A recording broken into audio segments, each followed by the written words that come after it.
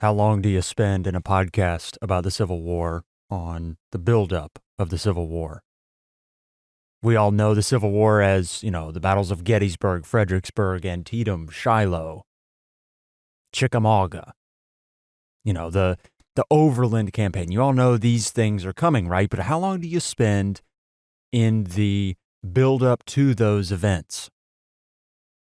Gettysburg is obviously July 1863. You have a couple years beforehand where you got to build up to Gettysburg. How long do you spend on that period when the Civil War looks entirely different and has to evolve into what it eventually evolves into when it becomes a very modern conflict by 1864? How long do you spend on the interesting characters that come to the fore when the war is in its infancy, when the war is very weird, for lack of a better term? When you have regular people just tagging along with the army, writing down what they see, when you have, a president in Abraham Lincoln that doesn't really quite know what to do, but he's doing the best he can, when you have interesting, charismatic generals that aren't very good at being generals, when you have all these weird things that come together in this odd stew, how long do you spend on that before you get to the thing that's recognizably the Civil War? That's a question I've wrestled with for the past couple months as I've been putting together this show, because we spend a lot of time on the weird, soupy stuff before the Civil War becomes the Civil War. And if you're expecting, to get into some of those recognizably Civil War things after 7 hours of audio, well, I'm sorry, you're going to have to wait a little bit longer. We get into that in part 3. But this is a study of the weird stuff, a study of those odd political machinations and the policies of the Union and the Confederacy. It's a study in how this thing turns into what it eventually turns into. It's a study of the infancy in the first year of the Civil War and how everybody is, to quote Charles F. Adams, on tenterhooks for an entire year. Everybody's on edge. And that feeling of unease doesn't let up the entirety of the first year. It won't let up for the entirety of the Civil War itself. But after a couple of years, you sort of settled into it. You kind of know what you're signing up for after a couple of years of the Civil War. This first year, nobody knows what's coming. Everybody thinks it's going to be wrapped up within 90 days. Strategy from the top down insists, we'll just wrap this thing up quickly, wash our hands of it and be done, and we'll bring the country back together again. Perhaps a common thread of these first couple shows is that it's so much worse than everybody thinks it is, and yet nobody really knows it yet. I wondered often in recording this just what it would have been like for a regular person to live through this period of, perpetual unease. And there's so many different ways you could tackle that subject, and perhaps I've tackled it in a way that's satisfying to you and intriguing for you to dive into more research. I've got some links to resources in the description below, and I'll also link the bibliography for the show so far down below so that you can dive into a bit more, because if I've learned anything about this is that despite all the stuff that is in this show, there's even more for you to dive into. There's events that aren't in this show that are probably important in the grand scheme of things, but they just didn't fit. So if you want to learn more about this opening year of the war, feel free to go into the bibliography and dive into the source notes and see what else is there for you. But without any further ado, here is The Sound of Distant Guns, Part 2. From Dallas, Texas, the flash, apparently official, President Kennedy died at 1 p.m. Central Standard Time. Now I am become death, the destroyer of worlds. Is it rational to voluntarily go to war?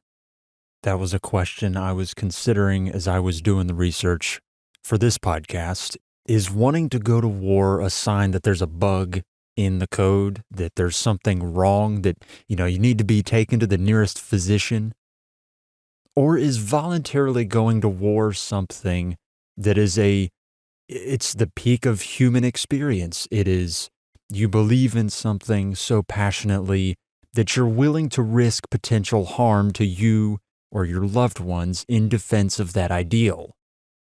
I sat back and thought about it for a moment, and I asked myself the question, would it be a rational thing for me to go to a recruiting office near where I live, to go review the posters, and to go sign my name at the bottom of a form that says, yes, I risk life and limb in defense of fill-in-the-blank cause? I'll be honest with you, I didn't have an answer. It feels like there's something inherently wrong with risking your very life and the lives of those around you to go off and potentially get yourself killed. And yet, the inverse is probably also true. There are causes worth fighting and dying for. There's also the line of thinking that says, well, if you don't go sign up, the war's coming for you anyways. It's going to get its hooks in you by hook or by crook. It doesn't really matter whether you want it there or not. Leon Trotsky, the famous revolutionary and communist, said at one point, you may not have an interest in war, but war has an interest in you. So I found myself thinking, when I was putting together this show, was it a rational train of thought for men to go sign up and fight in the Civil War? Was that the ultimate sign that everything was spick and span working underneath the hood? All the code worked just right, the wiring was wired just correctly? Was that the ultimate sign that their humanity was in peak tip-top shape? Or was it a sign that something had gone wrong? That there was a bug in the code and it was eroding? I'd turn the question on you. If war comes to your doorstep, or if it's on the horizon, do you sign up willingly for it? And obviously, I haven't given you the benefit of knowing what you're fighting for, because I think if we were to actually have this conversation for real, we would both agree that there are things worth fighting for. But not knowing the causes aside, and maybe it's impossible to do this exercise where you take away the reasons for fighting, and you just look at the act of signing up willingly to risk life and limb, and maybe it's a thing that you can't divorce it from the causes justify the action. But is it rational? And I would assume you and I are rational. We would think to ourselves, yeah, I'm not going to go risk my life and those around me for something foolish. And yet, knowing what we know now about the Civil War, a lot of men went and did something that endangered their life. You sign up to go fight in the Civil War, there's a pretty good chance that you're going to die. At least men at the time don't know that, but we know that now looking back on it. We can say, oh, if you're trying to think off the top of your head, what do you think the percentage chance is that a man that signs up to go fight in the Civil War comes home? Like, what are the odds that he's going to be severely injured or killed when he signs up to go fight? If you said 10% chance, it's a little low. What about 25% chance that if you signed up to go fight in the Civil War, you would die? And that's not necessarily just getting into line in battle and being shot or hit with cannon fire or something like that.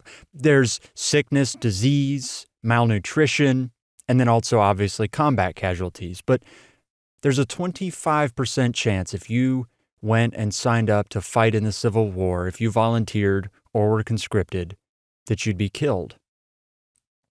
And it leads me to wonder, I guess, as a jumping off point here, why would you sign up? And we finished off the last show about, why did all of these men sign up to go fight in a war that turned into what it turned into? Of course, they didn't know this at the time, but when they signed up, they knew the risks. I was reading a diary the other day of a man named Warren Goss, and he describes the moment when he goes to enlist, to volunteer, and he's talking about how nervous he is when he's, going in to enlist. He's standing outside the door of the enlistment office and he's reading the poster over and over and over again, and he's sweating and he's feeling his heart pulse out of his chest. And then he opens the door and peers inside, and he feels this moment of relief when the officer inside, who's supposed to be manning the recruitment office, isn't there. But Warren Goss manages his emotions, he commands himself, and he waits. And he inevitably does sign up, enlist, when the officer returns. But he knew what it was that he was signing up for. He had seen the effects, I guess, the possibility that you could die. He had witnessed, there's a riot in Baltimore in April 1861. He had seen soldiers killed in the riot, and it reminded him, without even having witnessed one of these big set-piece battles that are to come, he still knew intuitively, oh, I could die. And he signs up anyway. Why is that? I was searching, trying to find just that perfect quote that would encapsulate the why. And it's very difficult. I even grabbed a whole book about the why, or at least it's a book that purports to be a why did men fight kind of a book. And what it does is it gives you sort of symptoms of the cause. It gives you, in their own words, lots of soldiers are saying, it's my honor that compels me to fight. I have a duty as an American. If you're a unionist, I have a duty to defend my government from those who would wish to see it destroyed. Or if you're a Confederate, you feel like there's a personal honor at stake, an honor for your family, for your reputation as a man. But there's also this defending of home and hearth involved there. Or perhaps if you're on the upper levels of society, we're going to fight for our way of life, which includes slavery and all the things that come along with that. But I was searching long and hard trying to find that perfect quote that tells you exactly why men signed up to go fight in a war where there's a 25% chance ultimately that they'll lose their life in the process of it. And I found this quote in a book called Civil War Command and Strategy by the historian Archer Jones. And he says this, quote, "In an era when people took their politics very seriously, reading highly partisan newspapers and finding in political rallies and oratories some of the entertainment which the 20th century has supplied with motion pictures, radio, and television." End quote. Why do I bring out that quote? Why is that the perfect quote for why men fought and died, willingly signed up to go fight and potentially die in a war where it ends up being the case that there's a pretty good chance that they will die? Because this is an altogether different type of individual that we're talking about than you and me. Because, we spend our free time on Twitter or on Instagram or TikTok or YouTube, or the things that we consume, our entertainment, the constant valve of entertainment that we consume is altogether different. And therefore, our worldviews and the things that we value are altogether different. The type of man that would have signed up to fight in the Civil War for all the reasons listed in the previous show and at the beginning of this one, that type of man was directly plugged into the political narrative, had personal stakes in the outcome of the Civil War because he was so personally invested in the outcome. In other words, like Arthur Jones says, this is an individual that is living on a daily diet of political discourse, of oratory. And so when these individuals that are shaping the political narrative are the political tastemakers, as it were, when these individuals are saying we are at a crisis moment in the United States history, all of these men that are living on a daily diet of this political discourse are taking it to heart. And they are witnessing the potential, catastrophic outcomes that are available to the imagination. So it should come as no surprise to us that when, in the immediate wake of Fort Sumter's shelling and its fall, when Abraham Lincoln sends out a call for 75,000 volunteers, while some states take that to being, a cause to secede, your Virginias, your Arkansas, they say, oh, we can't stand for this, we're leaving the Union. Even still, while Abraham Lincoln calls for 75,000, he gets even more than that. The initial call to arms, I think, is so emblematic of what is strikingly different about how the North and the South go about this acquisition of armies. Abraham Lincoln famously calls for his 75,000 troops. States with secessionist leanings see this as an act of tyranny, as, Abraham Lincoln becoming dictatorial, using his powers far beyond what he is actually allowed to do. And this is where you almost have to remove your knowledge of what the federal government is today and place yourself back in that moment, in that time. Because back then, a lot of the things that we've been talking about that have been, arguments or things that haven't been fully nailed down about what the government is or is not, they are arguments that have to do with federal power, executive power versus state level power. So the Confederacy is going to argue that the states have supreme power over the government and they can sort of dictate and cede power to the government, whereas the North will say that no, the federal government has ultimate power and the states sort of supplement power where the federal government cedes them power. It's two very, very different things. And they seem incredibly, minor on their face, but they're major in practice. And again, you have to remove what you know about how governments work now because, times have changed in the past 160 plus years. And also our understanding of how our federal government works has changed quite a bit in the past 160 plus years. But you get a case study in the difference in governmental styles as, this war breaks out. And it's just a simple microcosm as these two governments set out to acquire armies and they do it in polar opposite ways. So Abraham Lincoln calls for 75,000 troops and it causes uproar where states say, he can't actually do that, can he? And other states, they don't care so much. In fact, there's almost a fervor about it, especially the further north you go, states are more excited about the fact that they get to provide soldiers to serve. They'll consolidate volunteer regiments into these fully fledged regiments and they'll elect their officers and, they'll process down to Washington, D.C., to be cataloged by the federal government. And as they're going through major cities like New York and Philadelphia, they're walking through parades and it's celebrations and huzzah. And, we can't wait to provide our services to the federal government. It's a big celebration. It's a fervor. It's fifes. It's people singing the Star-Spangled Banner wherever they go. It is this, great Americana kind of a moment.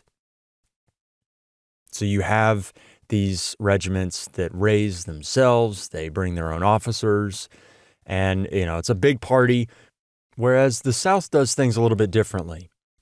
The federal government calls for an army of 75,000, and then, a month later they call for 200,000 more.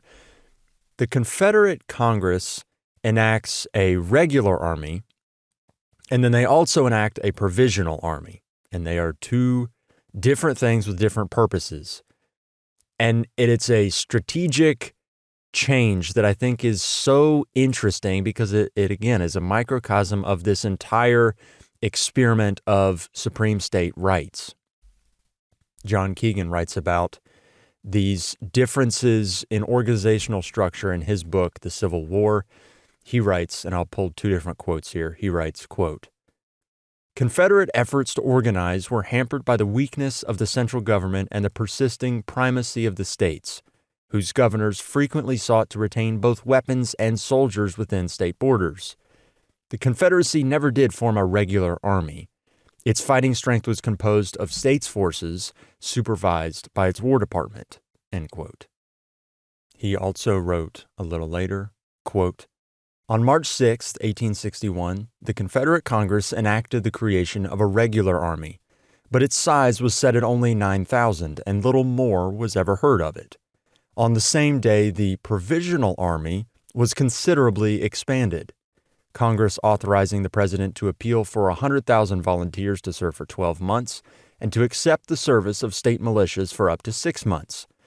On May 6th, he was empowered without waiting for the approval of the states to take units into Confederate service for 3 years or the duration of the war, if less. In August, still 1861, with 200,000 men under arms, he was authorized to call for another 400,000 volunteers." End quote.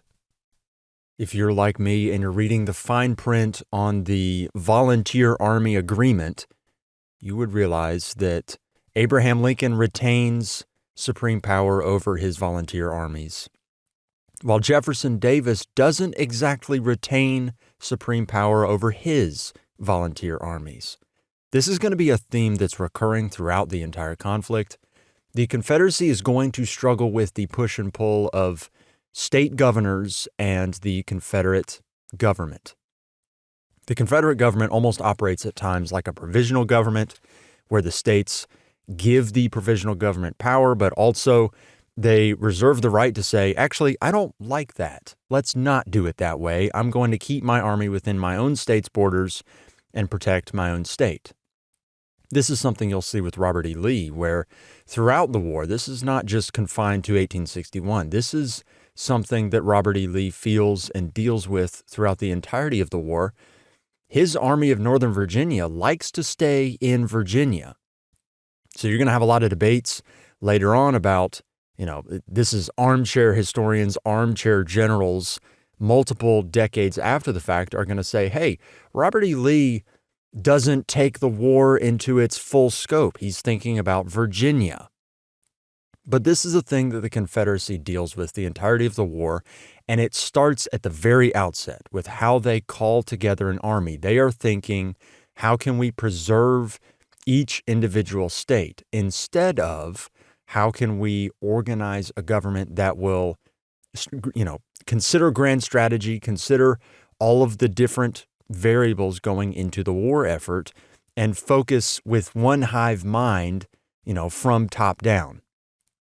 Whereas the Union Army, the federal government, they are always thinking top down. Now, you might have differences of opinion from different generals, but there is an organization from Washington, D.C. for the Eastern Theater, for the Western Theater, and then ultimately in, 1864, everything is consolidated into one force. Instead of an Eastern force and a Western force, it is the Union Army. But from the outset, you see this strategic difference, which I find so fascinating because it's almost a microcosm of the entire, disagreement between North and South. And the way that it sort of manifests itself, we can look back on it now and say, well, the Confederacy made a mistake because, but at the time, everything is representative of ideology. And this is where you have to put yourself into the shoes of somebody living at the time, because every single thing that is done is representative of the grand issues here. The issues being states' rights, or the ability for states to decide their own destiny. And the federal government saying, no, you can't do that, actually.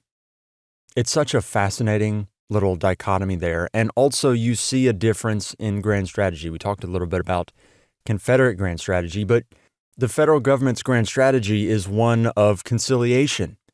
They are trying to fight a quick war with a quick outcome, and the best way that they decide that they can do that is typified by Winfield Scott's constriction strategy, where he says, we're going to surround the Confederacy on all sides, and we're going to slowly squeeze them over a period of a year or so until they decide that they can no longer fight anymore. And you got to remember, too, the federal government is convinced, Lincoln's cabinet is convinced, Winfield Scott is convinced that there is a pro-unionist minority, a quiet minority in the South that has no interest in a civil war, in a grand civil war, and all the things that come along with that. They believe that if they press the Confederacy enough, this unionist minority will come out of the woodwork and will foster this, reconciliation with the North.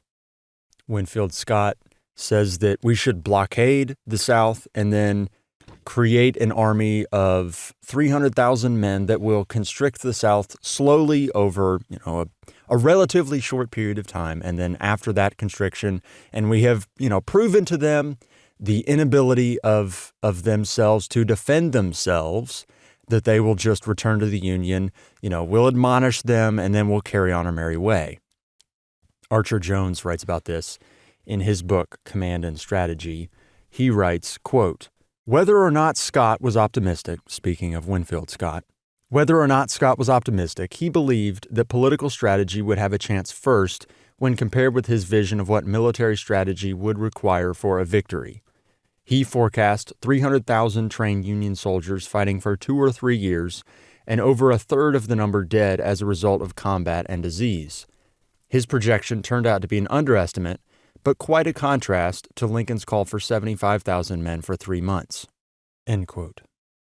Now, expectations of support in the South aside, this call by Lincoln for 75,000 troops and then subsequently 300,000 more troops after that initial call for 75,000 is often attributed as the thing that sent Virginia, North Carolina, Tennessee, Arkansas, and others on the road to secession.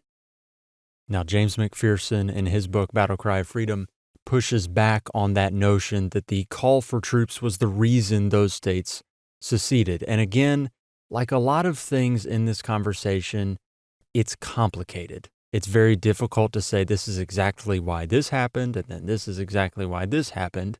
And so you just sort of need to bear in mind, as with many things, in the slavery conversation, as with many things in the constitutionality of actions taken by Lincoln and his cabinet, it's complicated. And you just sort of need to bear that in mind. But here's what James McPherson writes in his book, Battle Cry of Freedom. Quote, "The claim that his call," meaning Lincoln's call, "the claim that his call for troops was the cause of the Upper South's decision to secede is misleading, as the Telegraph chatter reports of the attack on Sumter April 12th and its surrender next day. Huge crowds poured into the streets of Richmond, Raleigh, Nashville, and other Upper South cities to celebrate this victory over the Yankees. These crowds waved Confederate flags and cheered the glorious cause of Southern independence. They demanded that their own states join the cause. Scores of such demonstrations took place from April 12th to 14th, before Lincoln issued his call for troops. Many conditional Unionists were swept along by this powerful tide of Southern nationalism. Others were cowed into silence." End quote. The response by those states, at least in terms of Tennessee and Virginia, those states that were already maybe predisposed to secede at the outset, it didn't matter necessarily what Lincoln was going to do. They might have seceded regardless, and perhaps this call for 75,000 troops is maybe the straw that broke the camel's back. It's hard to know for sure. And again, this is complicated, and it comes down to, who's the governor at the time, what is the tenor and mood within the state at the time. I think if you go back and read a lot of those early sources, you'll find that Lincoln handles different states differently. He's very tender with some states and very hard with other states, and it's all related to what is the tenor and tone coming out of those individual states. The governor of Tennessee replied to Lincoln's call for 75,000 troops, quote, "Tennessee will not furnish a single man for the purpose of coercion, but 50,000 if necessary for the defense of our rights and those of our southern borders." End quote.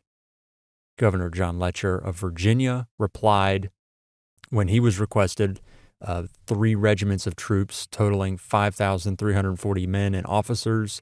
Quote, "The president had chosen to inaugurate civil war. He would be sent no troops from the Old Dominion."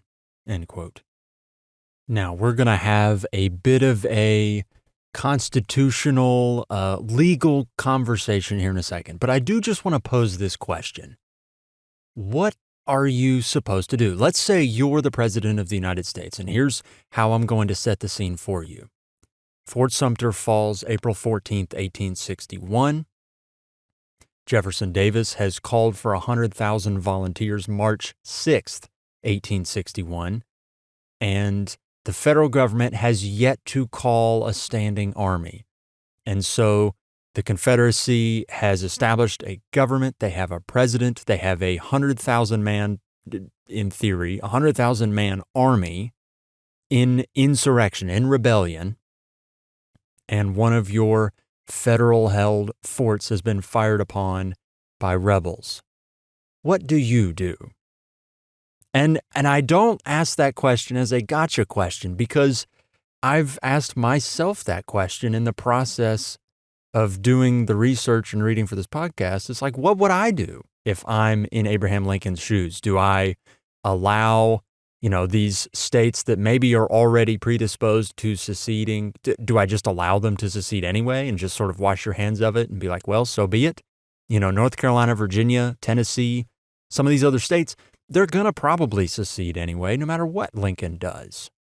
And so when he calls troops, is that him, taking the reins of dictatorship and assuming that mantle in an unconstitutional fashion? Or is that just a president that realizes what needs must, and he decides, well, we have a rebellion brewing in the South, they've already got an army, and they've already fired on one of our forts and taken it, mind you. Federal soldiers have died. What do you do? I say all that as the lead up to the more constitutional question, and I'm going to come at this from probably a different avenue than you would expect, because I'm not going to quote the Federalist Papers or the Constitution or anything like that. I'm going to quote John Locke. Now, why am I quoting John Locke, and who is John Locke? John Locke is a political theorist and philosopher from England who died in 1704, and he's probably one of the most quoted or followed philosophers by the Founding Fathers as like a collective group when they decide what American government is going to look like. John Locke wrote a treatise called the Second Treatise of Government, he wrote several treatises, but this Second Treatise of Government, for our purposes, is where we're going to go next, because he talks about prerogative in the executive branch of government. What is prerogative?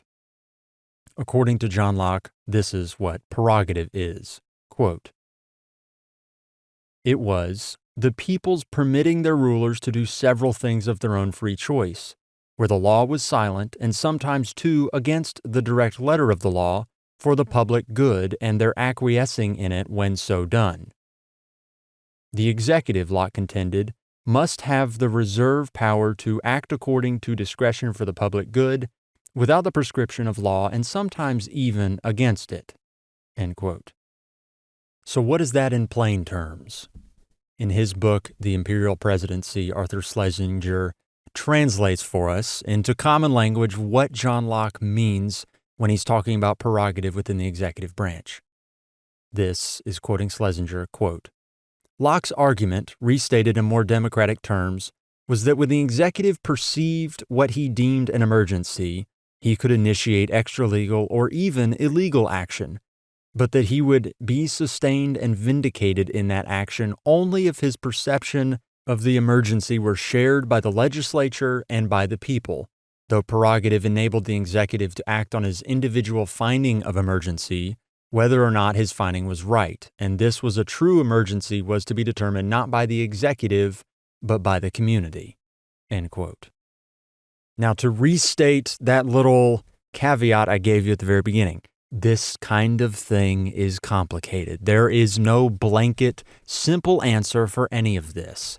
When the Founding Fathers decided what America was going to be, I guarantee you they didn't consider what the executive should and should not be able to do in the event of a civil war. I assume they all thought that Frankenstein's monster would never rear its ugly head, but here it is, and now a guy from Springfield, Illinois has got to figure out what to do with it. He decides that his answer is, there is indeed an emergency, and I'm going to call an army to deal with it. There is a two-part deal with that John Locke observation, that not only does the executive, or should the executive, have the power to make extraordinary decisions in extraordinary times, but that it needed to be backed up by the legislature or the people. And this is where this situation is so complicated, because Lincoln does get the support of Congress. He calls a special meeting of Congress on July 4th, 1861, and he explains to them, here's why I've done all the things that I've done. He includes his reasons for suspending habeas corpus, and he includes his reasons for calling 75,000 men, and he leaves it up to Congress. He says, here's why I did what I did. Congress, do what you will with that, and Congress backs him up. Now, it is also a Republican-heavy Congress because, obviously, in the act of seceding, these states have recalled their senators that were sitting in Congress. So you have all these Democratic or pro-slavery senators that have now left. So the Congress that Lincoln calls to back up his move, they're all going to side with whatever he decided to do anyway. So again, extraordinary times, interesting situations. John Locke also mentions that the executive will need the say-so of the people. Well, what do you do when the people are rebelling against the government? Do you then have to go ask? And see, here's the thing. You're getting into paradoxes and crazy situations that don't make any sense. Obviously, he's not going to go ask these rebels, hey, should I be allowed to call an army to put you down? You see how this gets foolish? Now, what's so interesting about the theorist John Locke, and it's why I brought him up at all, is because John Locke is famous for his opposition to authoritarianism or to dictatorial tendencies. Now, you also got to think about this from the perspective of who was John Locke at the time and what was the world he was living in. He was living in a post-English Civil Wars world, and you have this conflict between Parliament and a monarch. So John Locke is experiencing this post-Civil War world in England, and he's theorizing what the monarch should and should not be able to do. But largely, broadly, if you're painting with a larger brush and you wanted to decide what John Locke's theories of government were, it's that there's this opposition to authoritarian tendencies, which it's so interesting then that John Locke says in his second treatise of government that an executive, a leader, a monarch must have prerogative in these kind of emergency settings. That is why I ask you, what do you do? Because if I'm in Lincoln's boots, if I'm having to walk a mile in his moccasins, as the saying goes, and I see that there's an army, a rebellious force, and you have these things that have occurred within this short period of time, I'm going to guess that I'm going to call an army. And so it's, again, we said this in the previous show, Lincoln's actions here are all going to be in the eye of the beholder. How do you view Lincoln? That's the prism through which you're going to view this action and several other actions as well. Is he a dictator? Is he an authoritarian tyrant? Or is he a president who's dealt a bad hand of cards and he's doing the best he can in the situation that he's thrust into? A common thread of the soldiers that join up in this early period of the war, this is the Federals, the Yankees that join up to answer Lincoln's 75,000 call, and then also the Confederate troops that join up when Jefferson Davis calls initially for 100,000 troops. These troops all sort of envisage themselves as the Minuteman. They are the reincarnation of the men that arrive when Paul Revere is riding through Massachusetts, calling men to grab the musket off the mantle and to join up in the cause of liberty. In fact, the regimental history of the 6th Massachusetts includes the text of Paul Revere's ride in some of their regimental histories. There's several of them that you can still find, but Colonel Benjamin F. Watson of the 6th Massachusetts includes Paul Revere's ride in his regimental history.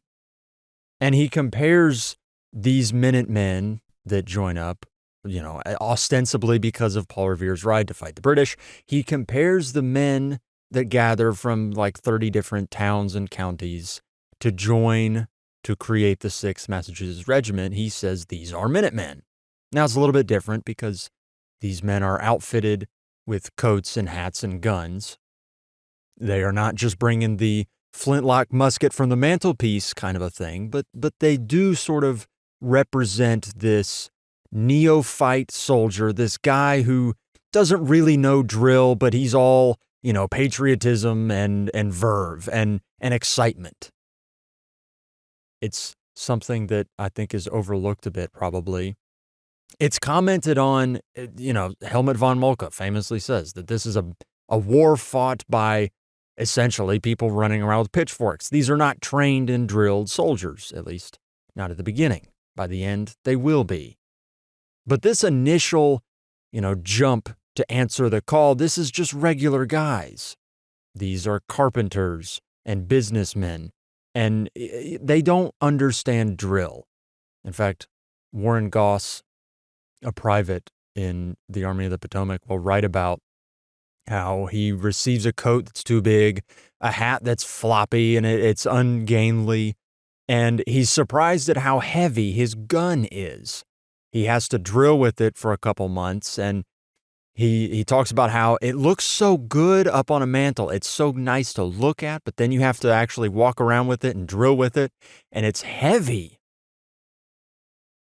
And, he's dealing with amateur officers that don't exactly know how to drill troops because they're, prominent lawmakers or senators. They're not military men. They don't understand drill. They're just reading from a manual as they're telling their men to, march that way, do this, about face.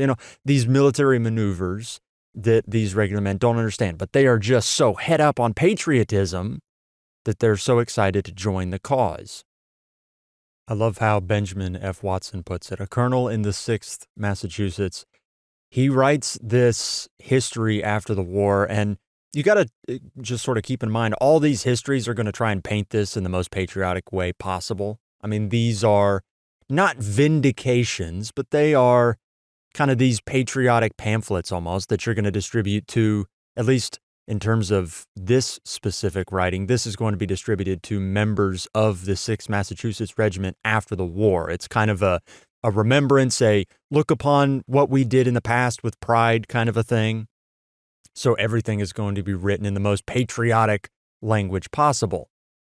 But this is what Benjamin F. Watson writes about these men that join up and form the 6th Massachusetts. Quote, God only knows what cost these men to sunder family, social, and business ties at a moment's notice for the purpose of engaging in deadly conflict far from home with brothers of the same union and flag, misguided, but brethren still. They were adventurous, but had no ambition to excel in strife. Their schemes of life required for development unremitting attention to the labors and daily duties in which they were involved. These were not mercenaries or conscripts, but independent farmers, mechanics, shoemakers, operatives in mills, merchants and their clerks, lawyers with their students, editors and printers, physicians engaged in ministering to the sick, and clergymen of godly counsels. When they marched beyond the region of their daily avocations, they were sure to leave behind them homes desolated and businesses ruined. And yet, with an alacrity unequaled, they obeyed this night order, prompted by no possible inducement but devotion to the imperiled Union. End quote. The 6th Massachusetts is one among many regiments that are raised initially to defend Washington, D.C. If you look at a map, you would realize that Washington, D.C. is right across the Potomac River from Virginia. Some of you already probably know this, but Washington, D.C. strategically, it's in a terrible position.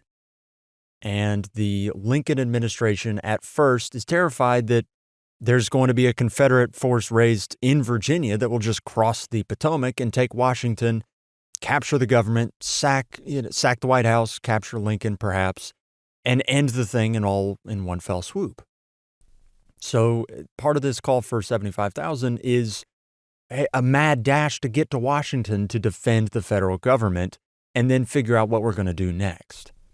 The 6th Massachusetts goes from Massachusetts to answer the call, and they're going to march down to Washington.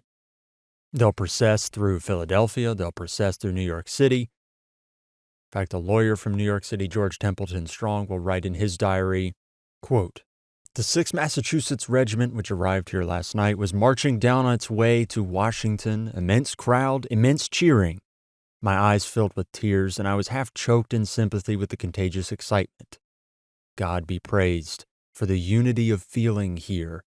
It is beyond, very far beyond, anything I hoped for. If it only will last, we are safe." End quote. En route to Washington, D.C., the 6th Massachusetts had to go through Baltimore. They received praise and parades on their way through New York City and then down through Philadelphia, but coming through Baltimore, they're going to get an entirely different sort of reception. You see, Philadelphia and New York, while not being that far away from Baltimore, are altogether different in terms of tenor and tone. They are strictly northern cities, whereas Baltimore in Maryland is not. Baltimore also has this history of rioting. It's this weird kind of thing that you just throw into the mix when you're dealing with Baltimore. Different cities have their own sort of feel to them, right?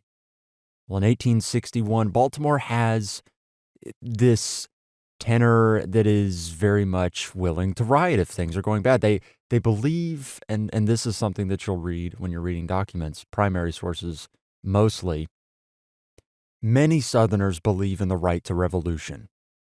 You're going to have a lot of talking about, what does the war mean? And the time is different. And you can tell that when you're reading some of these diaries by soldiers and lawmakers and things like this. Some of them are going to say, we preserve the right to riot.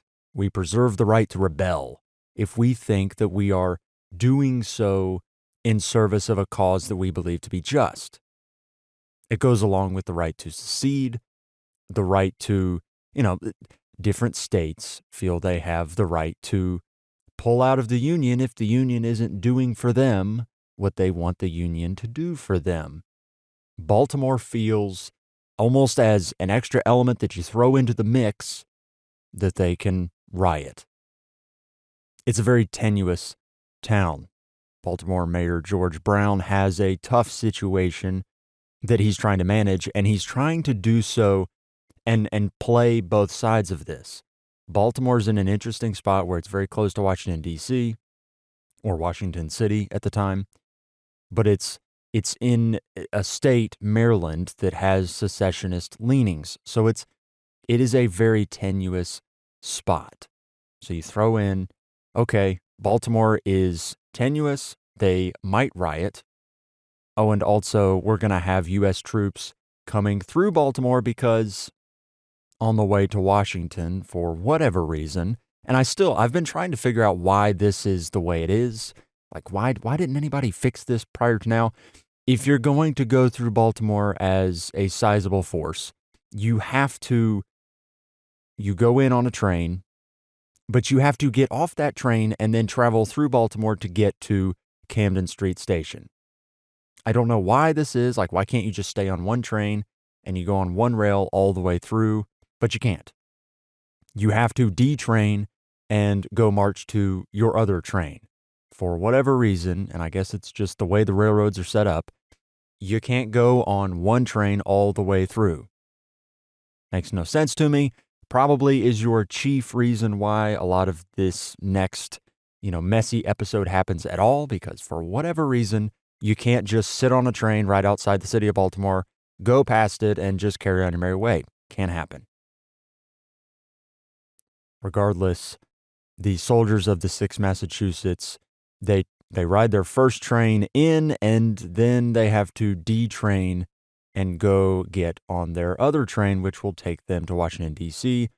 As they detrain, they are met by a mob, by a crowd of Baltimoreans. It is a messy situation from the start. And it's interesting, too, because the 6th Massachusetts, they come in different rail cars. So they're not all packed onto one thing, one string of cars right after the other. I think they are separated into 3 different cars or 3 different trains, and they get separated instantly, pretty much.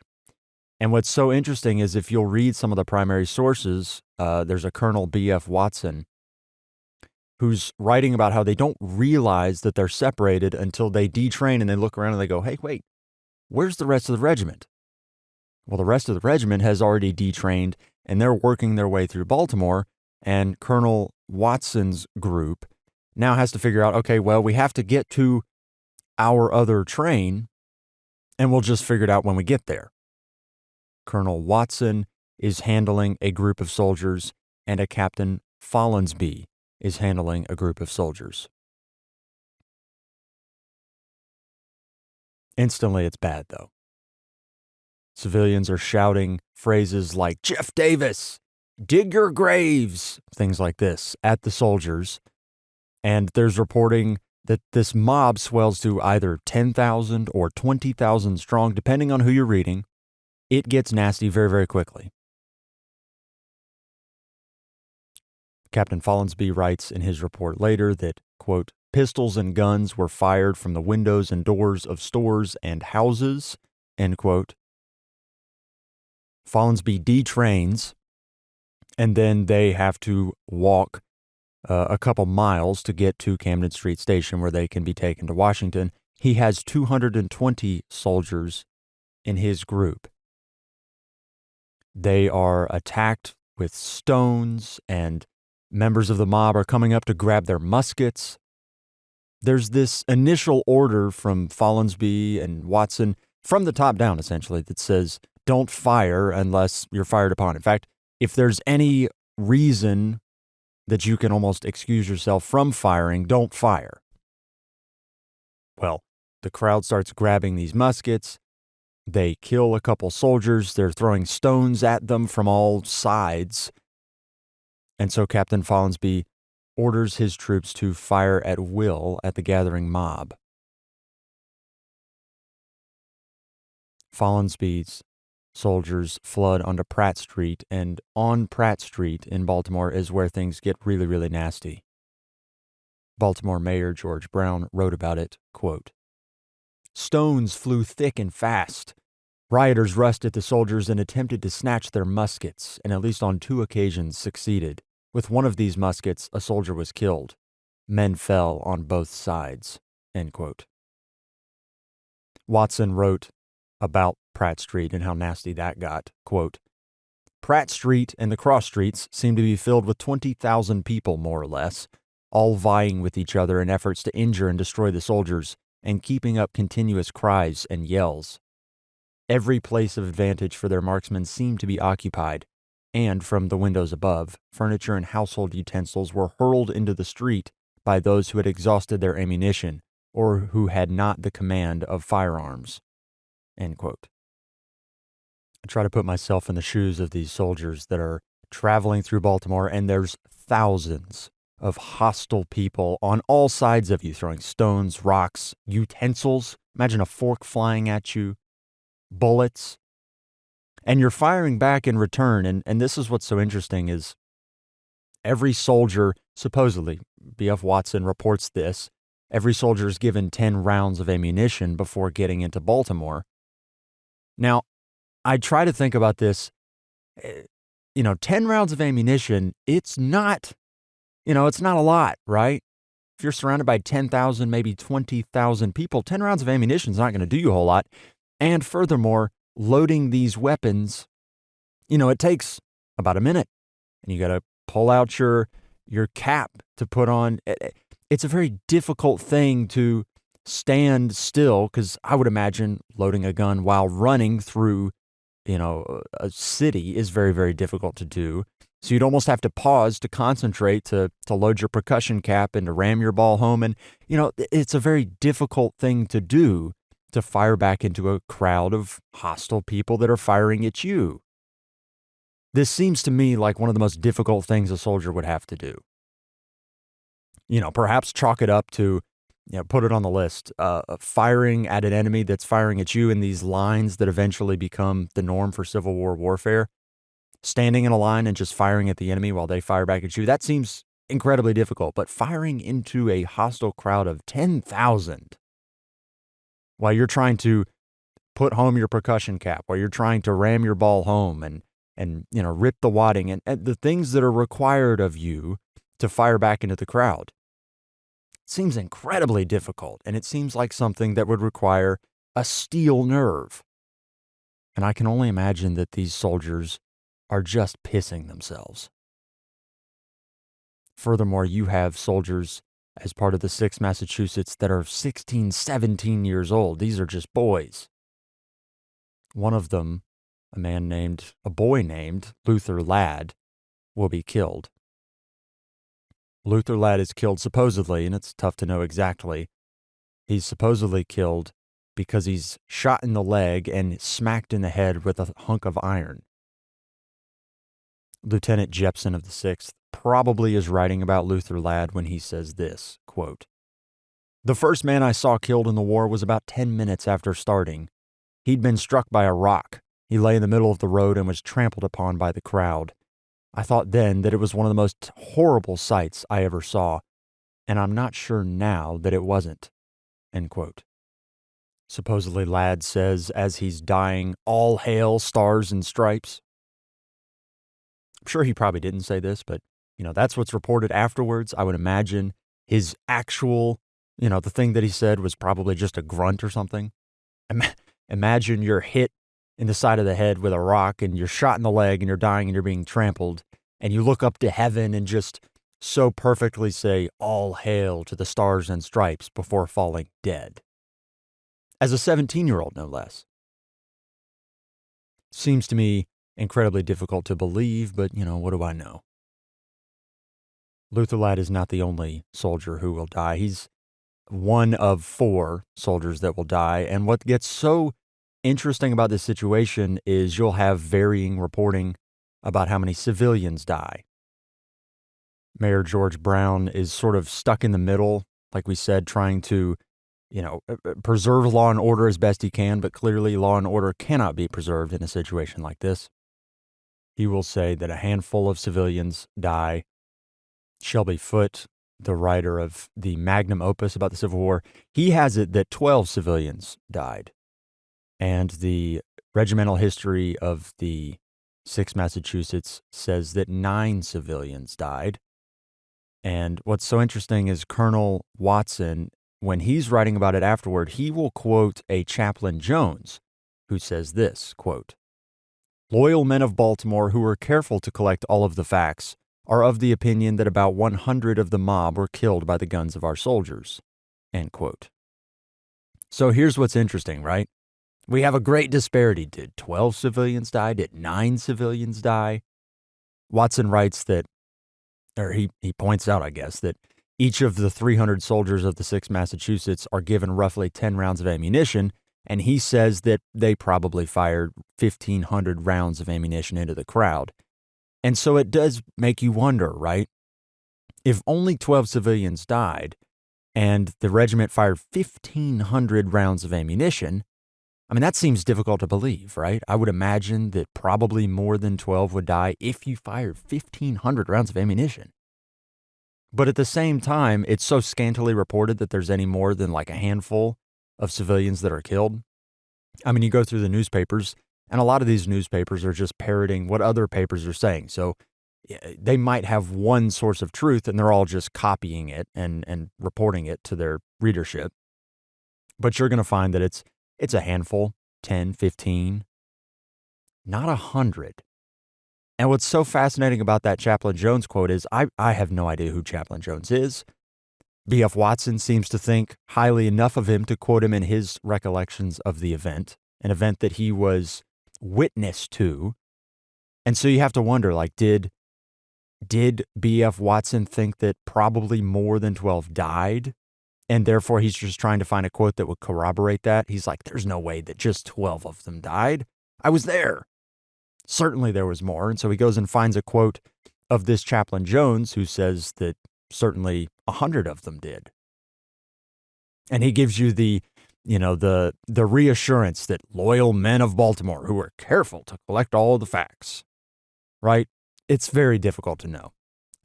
After doing the research for it and, you have 12 here, 9 there, 100 there, it sort of boggles the mind. There's no way of knowing how many civilians die in these Pratt Street or Baltimore riots. The police eventually show up and they escort these 6 Massachusetts, or at least they escort Captain Follansbee's group of the 6 Massachusetts. B.F. Watson's group have fought their way through. He talks about how they capture like a carriage driver and he, forces them to, he commandeers the carriage, forces him to help his soldiers get through. There's one point too, I guess, circling back, B.F. Watson is writing about this, and they're on the train, his group, which has been separated from Captain Follansbee's group. And again, they have this order not to fire, right? And what's so interesting about these regimental histories, or about these very patriotic sources, is that they always have kind of this flair of patriotism in the writing. I mean, it's very clear what the goal is. The goal is to, at least with this one, you're trying to, bring back memories of the glories of your regiment from in the Civil War. This is written after the war's over. So you almost take some of the reporting with a grain of salt because, did it actually happen this way? Who knows? And you go back to that Luther Ladd quote where he says, "All hail to the Stars and Stripes." Did he actually say that? Probably not, but the regimental history is trying to, lionize the kid who's killed, and so they give him a great quote after he's gone. Well, B.F. Watson writes, in this regimental history after the fact, he says that they're on the train, and he's got this order, don't fire. Well, one of the soldiers on the train, they're standing there, they're just sort of waiting for the shoe to drop, I guess. One of the soldiers holds up his thumb that's been shot off, and as B.F. Watson says it, he's smiling, he's triumphant, and he says, "Hey, look." So then Watson goes, "Okay, yep, you can fire now."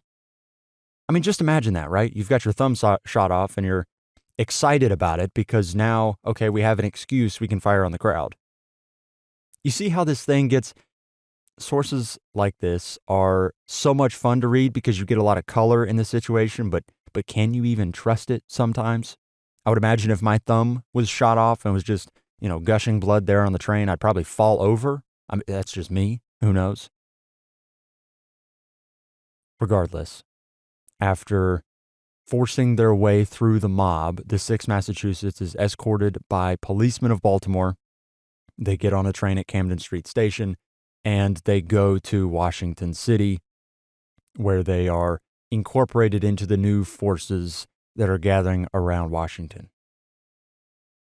The federal government is looking for martyrs at this point. They're looking for anything they can grab onto to get more volunteers. And the soldiers killed in Baltimore are put on ice and escorted back home. They will then lie in state in their respective town halls. It's so interesting because you read Warren Goss, we've quoted him already, his personal diary of the event says that, quote, "I had read the papers and attended flag raisings and heard orators declaim of undying devotion to the Union. But when it came down to it, it was the news that the 6th Massachusetts Regiment had been mobbed by roughs on their passage through Baltimore, which gave me the war fever." End quote. Meaning he's hearing all of the patriotism being spouted from every pulpit. Everybody is all head up on patriotism in the North, right? But you don't have the fire that touches the kindling that sets everything off. It's the 6th Massachusetts going through Baltimore that is that spark, at least for Warren Goss. He goes down and volunteers the next day. Broadly speaking, this Baltimore riots, it speeds things along, as it were, but things were already speeding towards conflict. I mean, war was a foregone conclusion once you've called your armies. It was just a matter of how it was going to be conducted. What's so interesting for me, and maybe this is the nerd in me coming out, it's the strategy from the get-go, because the South instantly thinks of this as a total war. I mean, it is a war of preservation. It is, you're going to invade and we're going to defend home and hearth kind of a thing. I mean, the stakes are everything for the South from the very beginning. For the North, it's more complicated. as John Keegan writes, quote, "The South formed half the national territory, an enormous area that touched the North's organized regions at only a few widely separated points. There was contact between the South and the North's region of great cities on the Atlantic coast corridor of Maryland and Pennsylvania, a region amply supplied with railroads. There were some tenuous connections between the North and South in the Mississippi Valley, where there were riverine links, but a dearth of cities and population. As a result, when the war broke out in April 1861, it began in a haphazard, unplanned, and largely undirected form, the embryo armies falling upon each other as and when found." End quote. What he's really getting at there is that strategically, grand strategy, right? This kind of a war is very difficult to nail down exactly what you're going to do. You have the conflict at the top in the Lincoln administration. General Winfield Scott has his Anaconda plan, where we're going to squeeze the South slowly over a period of years. You have different generals like, Ulysses S. Grant. Further, a couple months into the war, he says that, hey, we should go find the enemy and defeat him, his force where he is.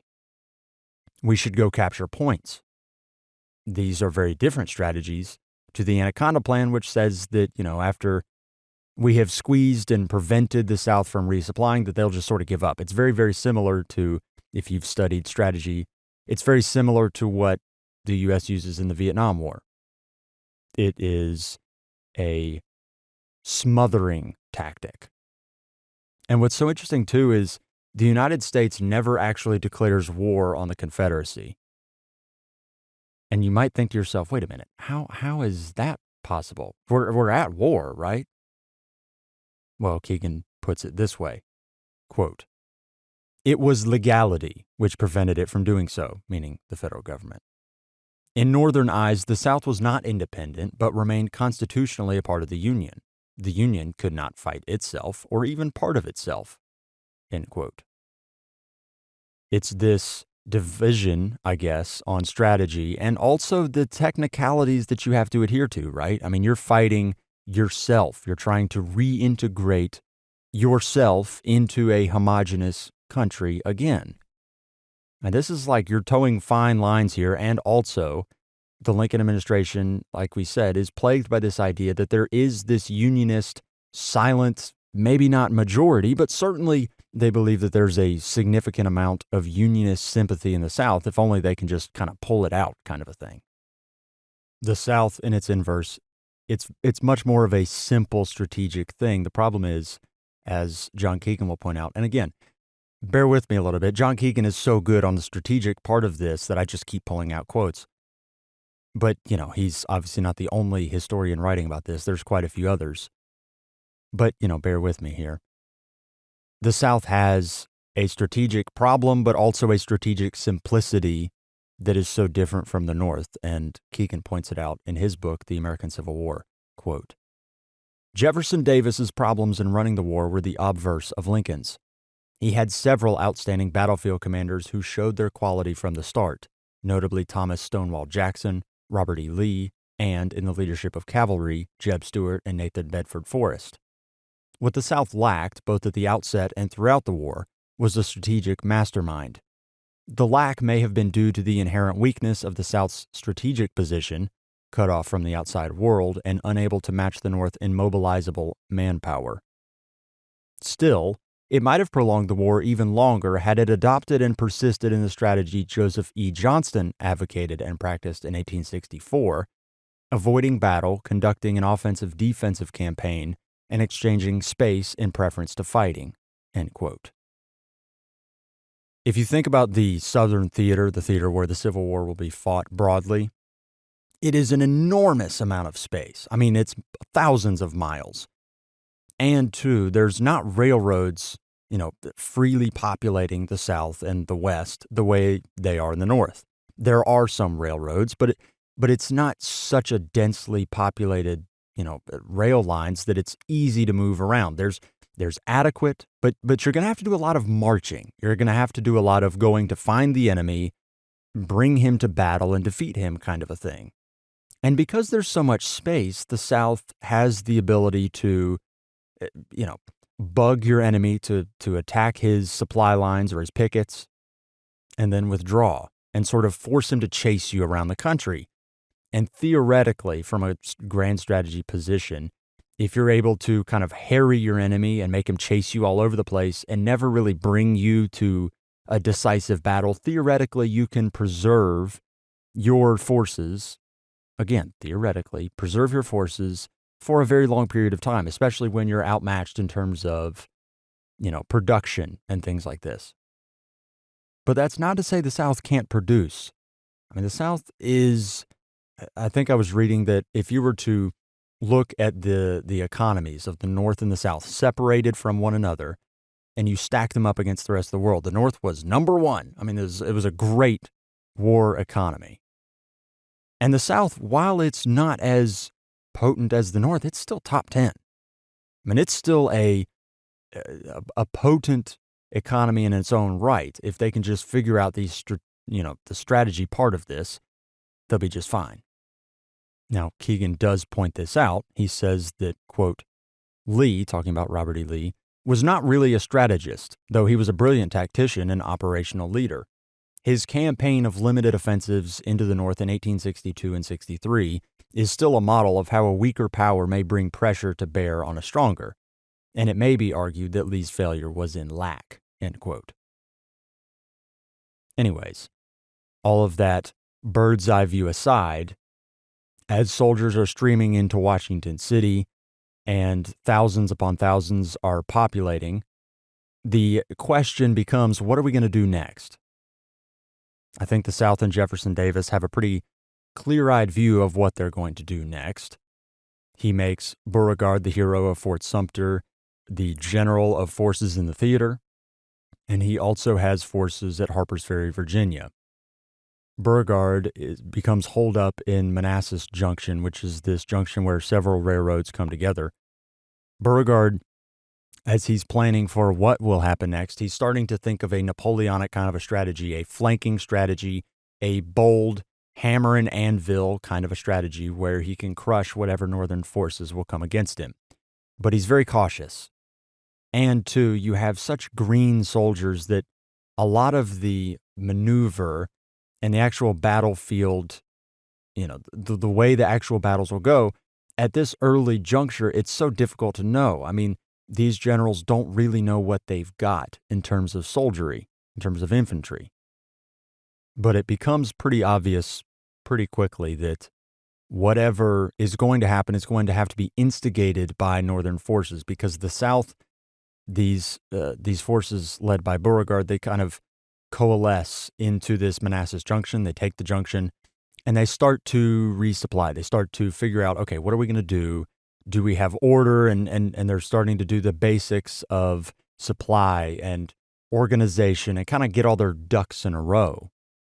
While Confederate forces set up their positions in Manassas, U.S. forces in Washington are trying to figure out exactly how they're going to engage Confederate forces near Manassas. It's a foregone conclusion that an engagement will happen, but it's a matter of how. And at this moment in time, General Winfield Scott is calling the shots in Washington. He is the most decorated general in U.S. history. He's practically a superhero, at least militarily. He's a veteran of the War of 1812. He's a veteran of the Mexican War of the 1840s. And he is, by all accounts, the preeminent military mind in Washington when this war kicks off. The problem is, Winfield Scott can't sit on his horse. He's an invalid. He can only work for a couple hours at a time before he, inevitably falls asleep. He's completely unable to do the, rigorous tasks required to actually plan an offensive, but he is the preeminent mind, and so therefore he gets this deference from the presidency and the administration, who, by the way, still don't understand how military tactics work. I mean, we are really trying to, throw this thing together, and it is an absolutely amateurish job from the get-go. You have all these people that are trying to conduct a war, and they don't really know how to conduct a war. So Winfield Scott becomes your natural choice to decide how the war will be conducted, because in a room full of people who don't understand warfare, Winfield Scott happens to be the one guy who does. What's so interesting is his choice of general for this next offensive. He chooses Irvin McDowell to lead the army. And it's interesting because he will ask McDowell what McDowell wants to do. He asks him for his battle plan, essentially.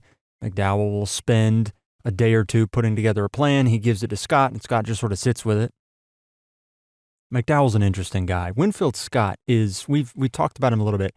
Winfield Scott is a very interesting guy in his own right. I mean, you talk about a superstar, a Hollywood star. That's essentially what Winfield Scott is. He's somebody who almost thirsts for respect, and he gets it from just about everybody at this point in the story.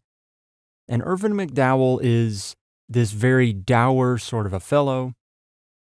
He's a very interesting guy.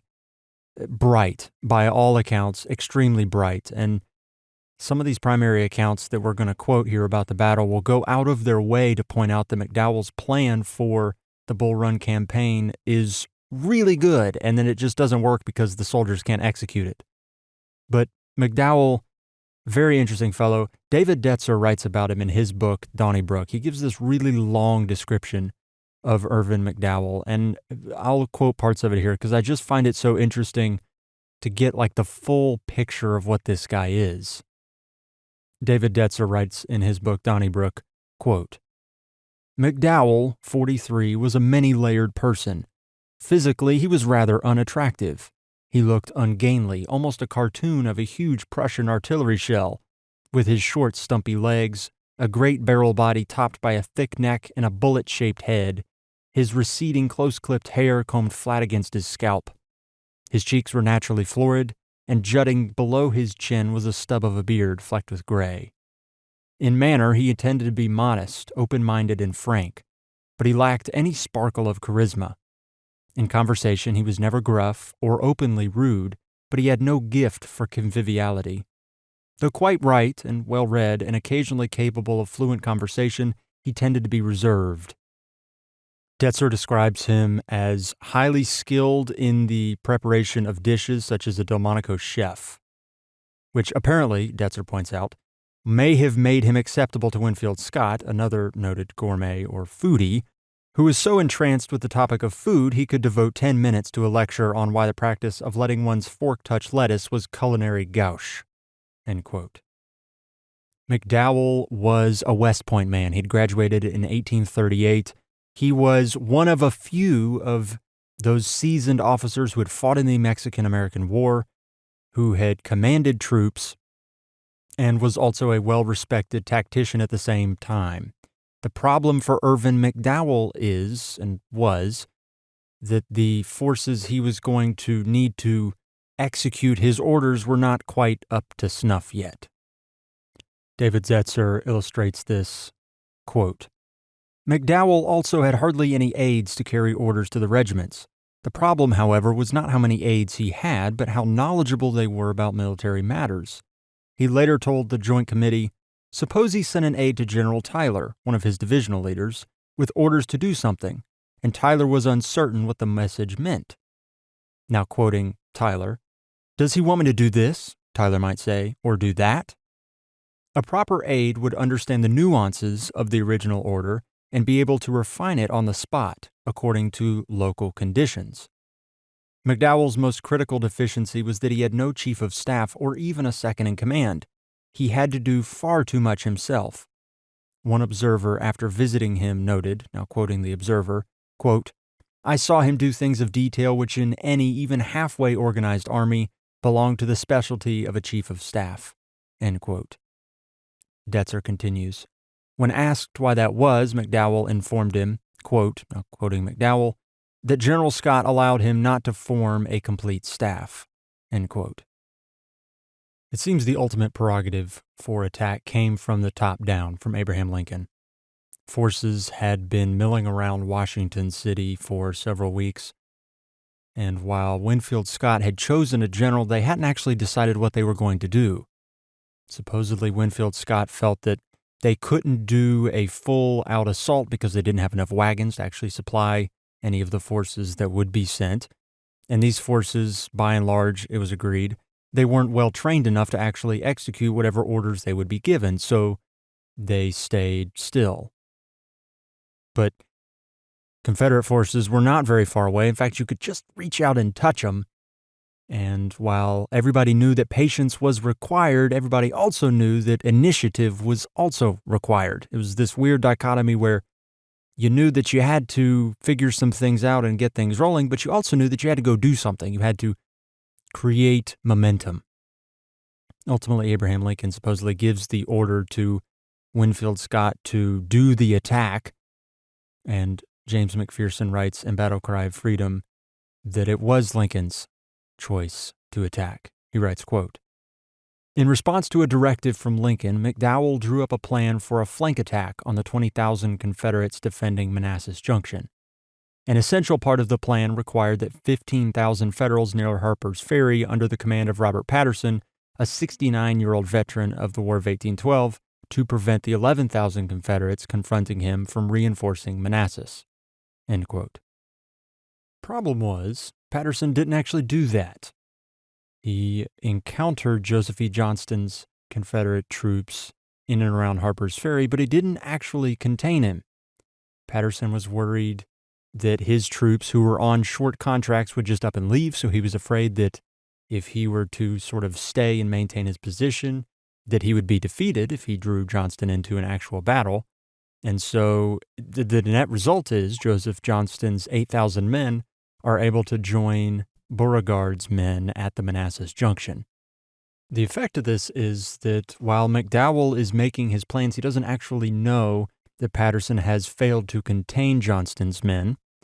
And so he orders the advance under pressure from Congress and Abraham Lincoln, and his forces advance towards Manassas, but he doesn't actually find out, McDowell, he doesn't actually find out that Johnston has been able to reinforce Beauregard until after the battle. It's probably one of those moments where the battle occurs and then McDowell goes, why did that go the way it did? And I'm sure there's a litany of reasons as to why it does go the way it did, but a lot of times people, when they're doing the armchair generaling afterwards, they're looking at Patterson and saying, why didn't you do your job? You had one job. Anyways, if Herman von Moltke was ever correct about the Civil War, it would have been about this battle. Von Moltke supposedly says, of course, that the Civil War is just, two mobs chasing each other up and down the countryside, that there's no order, that there's no, classic organized infantry the way that the Europeans would have done it, right? Well, if von Moltke was ever correct, he would have been correct about Bull Run, because this is two mobs, essentially. These are not drilled men. These are not men that have gotten the experience of fighting Civil War battles, because this is really the first one. It can be found in a lot of different ways. I mean, we quoted that the aides didn't even fully understand what military orders were. You have such a small section of officers who actually understand how this warfare works.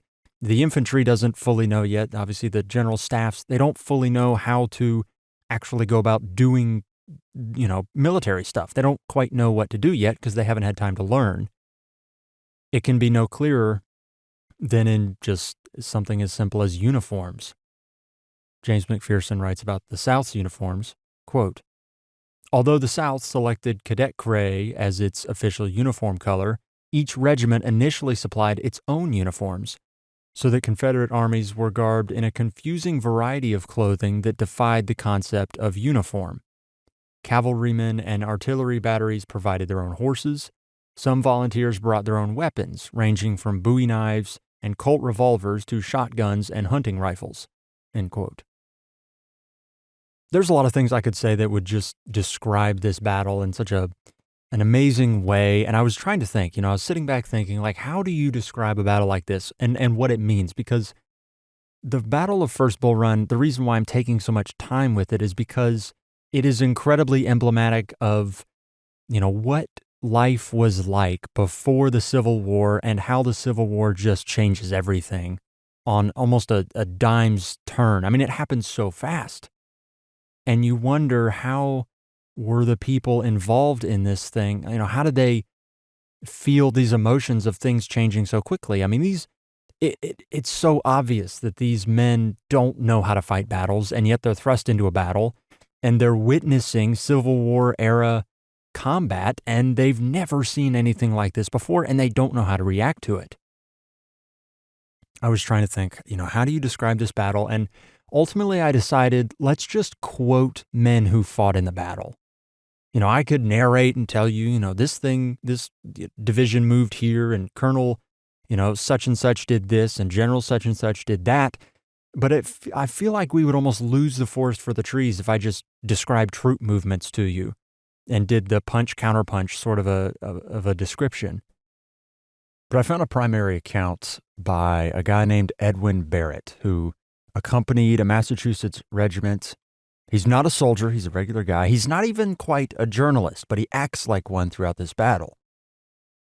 And in a lot of ways, I think this account describes the nature of early Civil War battles. You don't have the military regimentedness yet.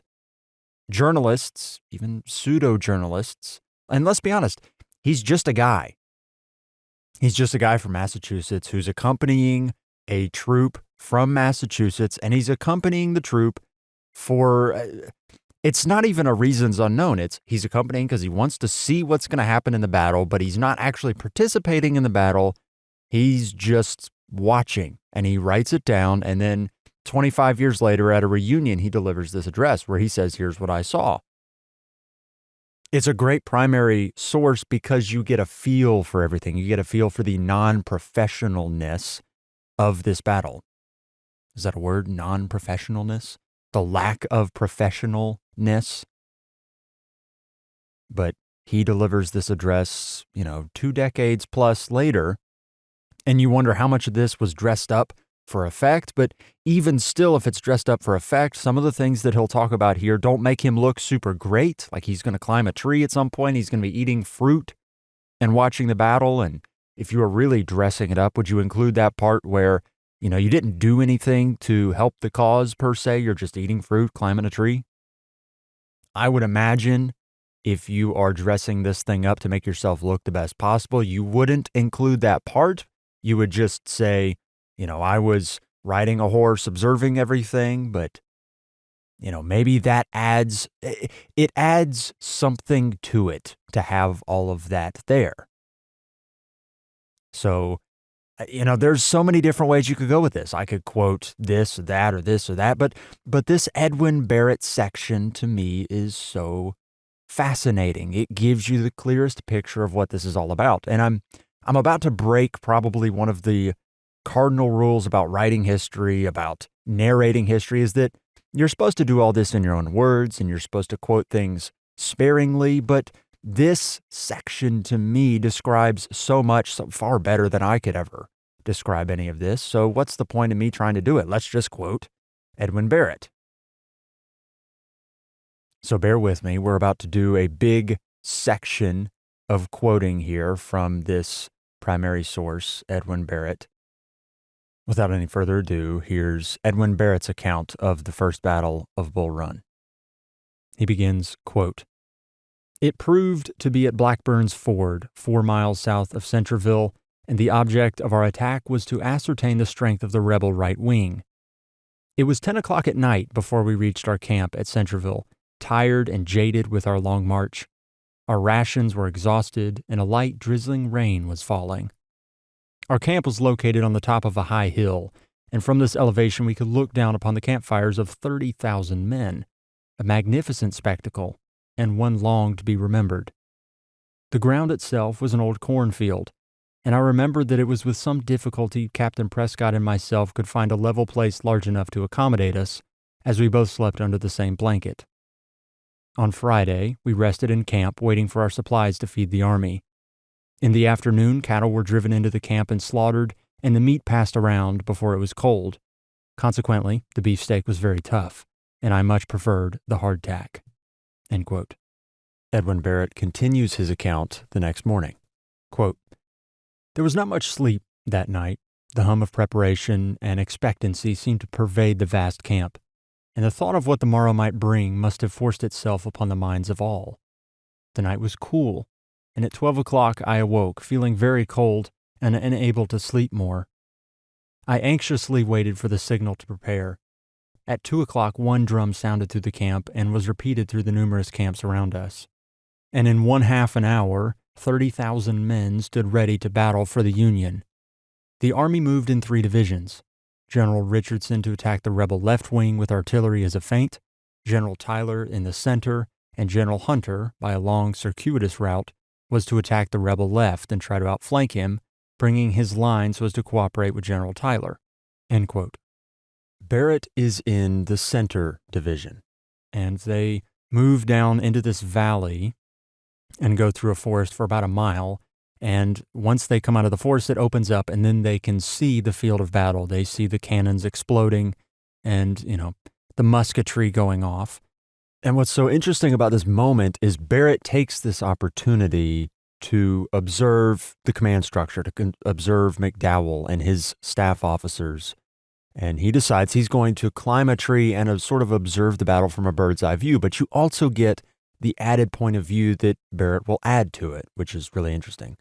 So he climbs a tree and then says this, quote, "Opposed to Burnside and directly under my eye was posted the rebel brigade under General B, with 2 Georgia regiments and a 4th Alabama, partially protected by an angle of fine woods, being part of Joe Johnston's army just arrived from Winchester. On the left of General B and facing our right, Stonewall Jackson was in command, while some 4 or 5 miles away on the rebel right, near Blackburn's Ford, General Beauregard was posted with a large part of his force expecting our main attack there, he being deceived by the artillery fire of General Richardson's division, which was intended as a feint and to hold Beauregard to this point, while McDowell outflanked him. McDowell's plan of battle was unquestionably a good one, and he should not be held responsible for the delays which caused its failure. It was now between 11 and 12 o'clock. Our division had been rapidly placed in position and all the time exposed to the fire of the rebels. Ricketts' battery took a position to the right of my tree just across the road, and in the rear of our infantry lines and to the right of Ricketts was the battery of Griffin. The Rhode Island battery was on my left, some 50 rods from Ricketts, and in the rear of Burnside's brigade. Ricketts' battery now opened fire with shell, and the first shot struck fairly within the rebel lines, and our men cheered at their success in getting the range so quickly. Then opened the Rhode Island battery with equal vigor and precision. The firing spread along our whole line to the right, the left having been steadily engaged. Promptly did the enemy respond. It was an incessant roar of artillery and rattle of musketry, grand beyond my powers of description. Our infantry in the valley commenced their rapid firing. Advancing to fire, some regiments sheltered themselves by lying flat on their faces, while the rebel shot passed over their heads. Steadily but slowly we marched back the enemy. More than 10,000 infantry and 20 pieces of artillery were sending their shot and shell into the rebel lines, while the enemy responded with equal vigor." End quote. The reason why I pick Edwin Barrett's account here is because you get maybe a microcosm of this entire Bull Run battle in one account. You have a civilian journalist, pseudo-journalist. Is it even proper to call him a journalist? He's a observer. He's a guy. He just tags along with the army. And because he tags along with the army and just sort of hangs out with the troops, which in and of itself, it tells you so much about the nature of this offensive, that you have a civilian tagging along with the army, sleeping in a tent. He's observing the Colonel Prescott of the regiment he's tagged along with. He's observing McDowell, climbs up in a tree, eats persimmons, and watches the battle play out below him. That says a lot about the battle, doesn't it? And it's just such an interesting sort of a thing because journalists have observed battles for millennia, right? They might not always be called journalists. They might be just the individual who observes the battle and then goes back home to deliver an account of it. But men have been observing battles for a long time, and journalists have accompanied troops into military maneuvers for a long time. But not often do you get a civilian right in the press of the battle and almost inserting himself in a manner that somebody could have just handed him a rifle and he would have just gone in the line and joined the men, but he doesn't. He's up in a tree. To my mind, this account of Barrett's highlights the nature of the Civil War in a single account. It tells you almost everything you need to know without telling you everything you need to know. It's not explicit, but if you're looking for examples of, hey, this war is different from other wars, here's a really good example. You have a regular guy accompanying troops, marching along with the columns, observing everything, writing it down. He's not exactly working for a newspaper. Again, it's just such an odd kind of a thing. And Barrett delivers this account years afterward. This is pulled from the 25th anniversary of the battle, a reunion of a Massachusetts regiment. And Barrett, the guy who just accompanies the regiment throughout the battle, he, of course, delivers a speech at this 25th anniversary. And you wonder how much of this is embellished for the anniversary to sort of, make it sound better. He's had, the benefit of 25 years of context to know exactly how to present this sort of a thing. It's just such an interesting account, and I've found myself so fascinated by it for so many different reasons that it kind of acts as a microcosm for this battle for my mind. And it's not even a military account, but this battle is such a frenetic sort of a thing. It's, as Moltke says, it's just mobs going at each other and they're just trying to figure it out. And it's almost, whoever lasts longest wins. Don't be the first one to break and you'll win. Don't screw it up and you'll win. And Edwin Barrett sort of embodies all of this in one non-professional random guy's account of the First Battle of Bull Run. Anyways, after a couple hours of observing the battle from up in his tree, Barrett descends from the tree and gets to witness the disorderly chaos that follows the Battle of Bull Run. He sees the units breaking up and men streaming all over the place, and he interviews some people, witnesses, some wounded, some dead. And he writes about it, quote, "Leaving the tree, I started for some water at the little house on my left, where I could see quite a crowd of soldiers clustered around the well. I stopped to speak with a rebel prisoner whom two of our men were taking to the rear. He belonged to a South Carolina regiment, and in vain I tried to make him talk, but he was disinclined to be agreeable. I soon passed within range of the rebel fire. The shot fell thick about me, and shells were bursting all around. I hardly knew which way to turn. A spent cannonball came rolling over the ground toward me, and I involuntarily put out my foot to stop it, when a soldier drew me back. A bullet whizzed past my ear, so near I felt like it was burning. It occurred to me I'd better change my base." End quote. For all that Edwin Barrett is able to give you the kind of feel for the Battle of Bull Run, he doesn't witness one of the most crucial aspects of the battle, though. He doesn't witness the crucial moment. The key moment of the battle happens at a place called Henry House Hill. There's this spot, and you can still see it today, it's been preserved. There's this spot on this hill where of course, Henry House is. And if you'll recall, Barrett mentioned a feint. There was this artillery that was meant to hold Beauregard's division in its position so that it could be flanked.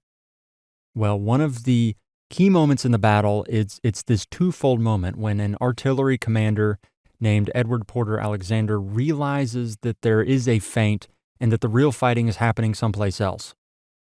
Edward Porter Alexander he goes on to become a famous soldier for the Confederacy.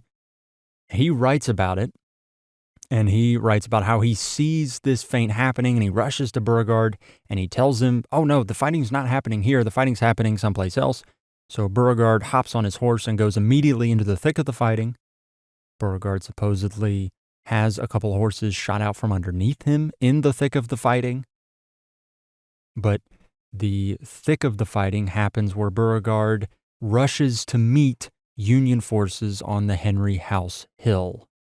John Keegan writes about this moment, quote, "Beauregard led a counterattack up Henry House Hill, turning back a Federal column, after which the Union retreat became general. Exactly why, nobody could tell. Thousands of soldiers were in motion, milling about this way and that. As many as 12,000 Federals, it was estimated, had lost their regiments.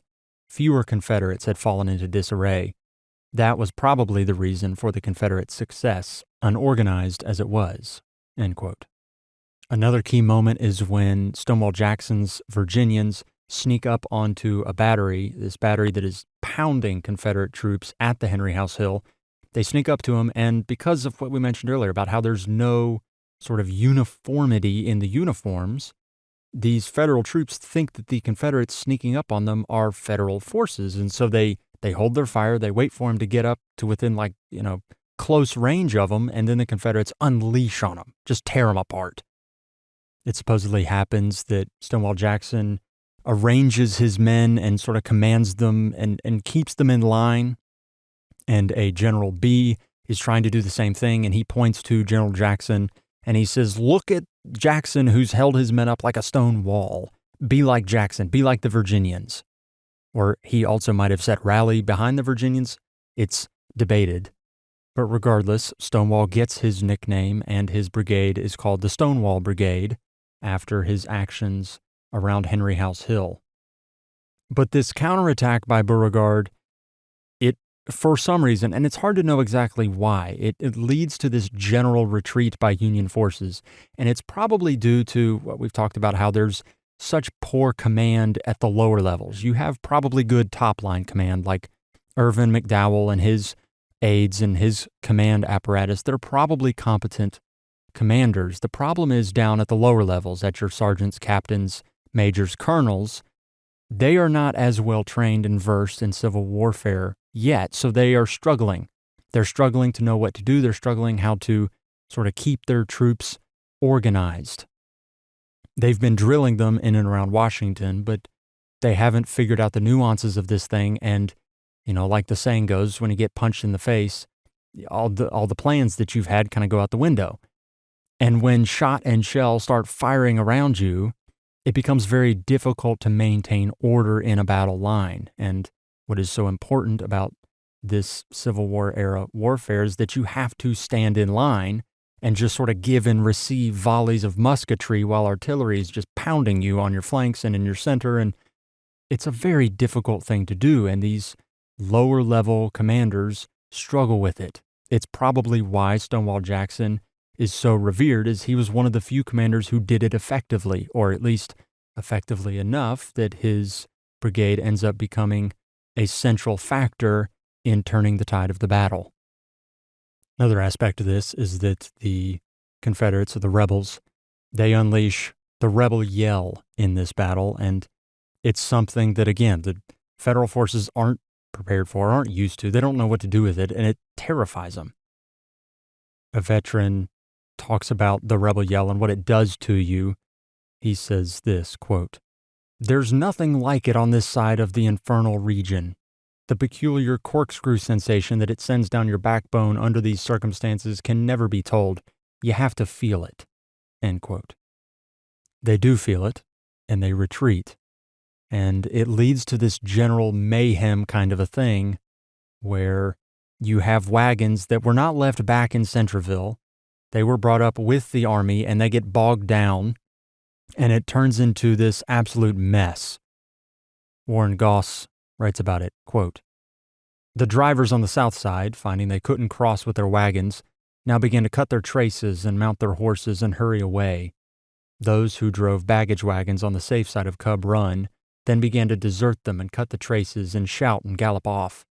The infantry, seeing this confusion and not understanding the cause of it, quickened their pace. Soon the narrow road became filled with flying troops, horses, baggage wagons, and carriages. Then the volunteers began to throw away their muskets and equipment so as to stand an even chance in the race. Here and there, all along the route, abandoned wagons had been overturned and were blocking the way. One white-headed citizen, an old man, looking very sorrowful, stood directing the soldiers on their way to Washington, saying, 'You'd better hurry on or the cavalry will cut your retreat.' The houses all along the route were filled with wounded men, while the ambulances were filled with officers hastening to Washington. Soldiers here and there marched in groups and sorrowfully discussed the situation and its causes. The expression heard on every side among them was, 'Why were not the reserves brought up from Centreville to help us? Why don't they bring up the troops from Fairfax Courthouse?' End quote. But to just talk about the Federal retreat almost cheapens it, because the Confederates are doing the exact same thing. It's just maybe less bad, which is, I guess, what's so interesting about it. Edward Porter Alexander writes about it afterwards, and he talks about how Jefferson Davis comes up from Richmond to witness the battle, and he sees so many stragglers from the Confederate lines streaming back to Richmond. He turns to Alexander and says, quote, "Battles are not won where men leave their ranks in such numbers as this," end quote. It turns into this complete mayhem kind of a thing, and along with the Federal Army that's come out to the battle, there's also civilians and congressmen and picnickers and people that are coming to witness the battle because, it's just going to be such a fun thing. I'll confess to you, this idea of picnickers witnessing a battle is one of those inciting moments that caused me to do this podcast at all. In fact, it was that initial kernel. I was sitting down thinking, like, what are some of those moments that just intrigue me and stick to me? It's the idea that picnickers come out to a Civil War battle thinking that it's just going to be this fun jaunt with the boys kind of a thing. We're just going to have a grand old time. It's going to be entertaining. And they get a Civil War battle. They get First Bull Run. And it turns into an absolute stampede of retreat and mayhem, and men are literally throwing their muskets away, trying to get away fast as they can, and wagons are overturned, and congressmen are captured, and their wives are running. It turns into just total chaos. And I wonder what that moment must have been like, and how unbelievable it was, I guess, to the people witnessing the battle. Like, you're coming out expecting to see one thing and you get something entirely different.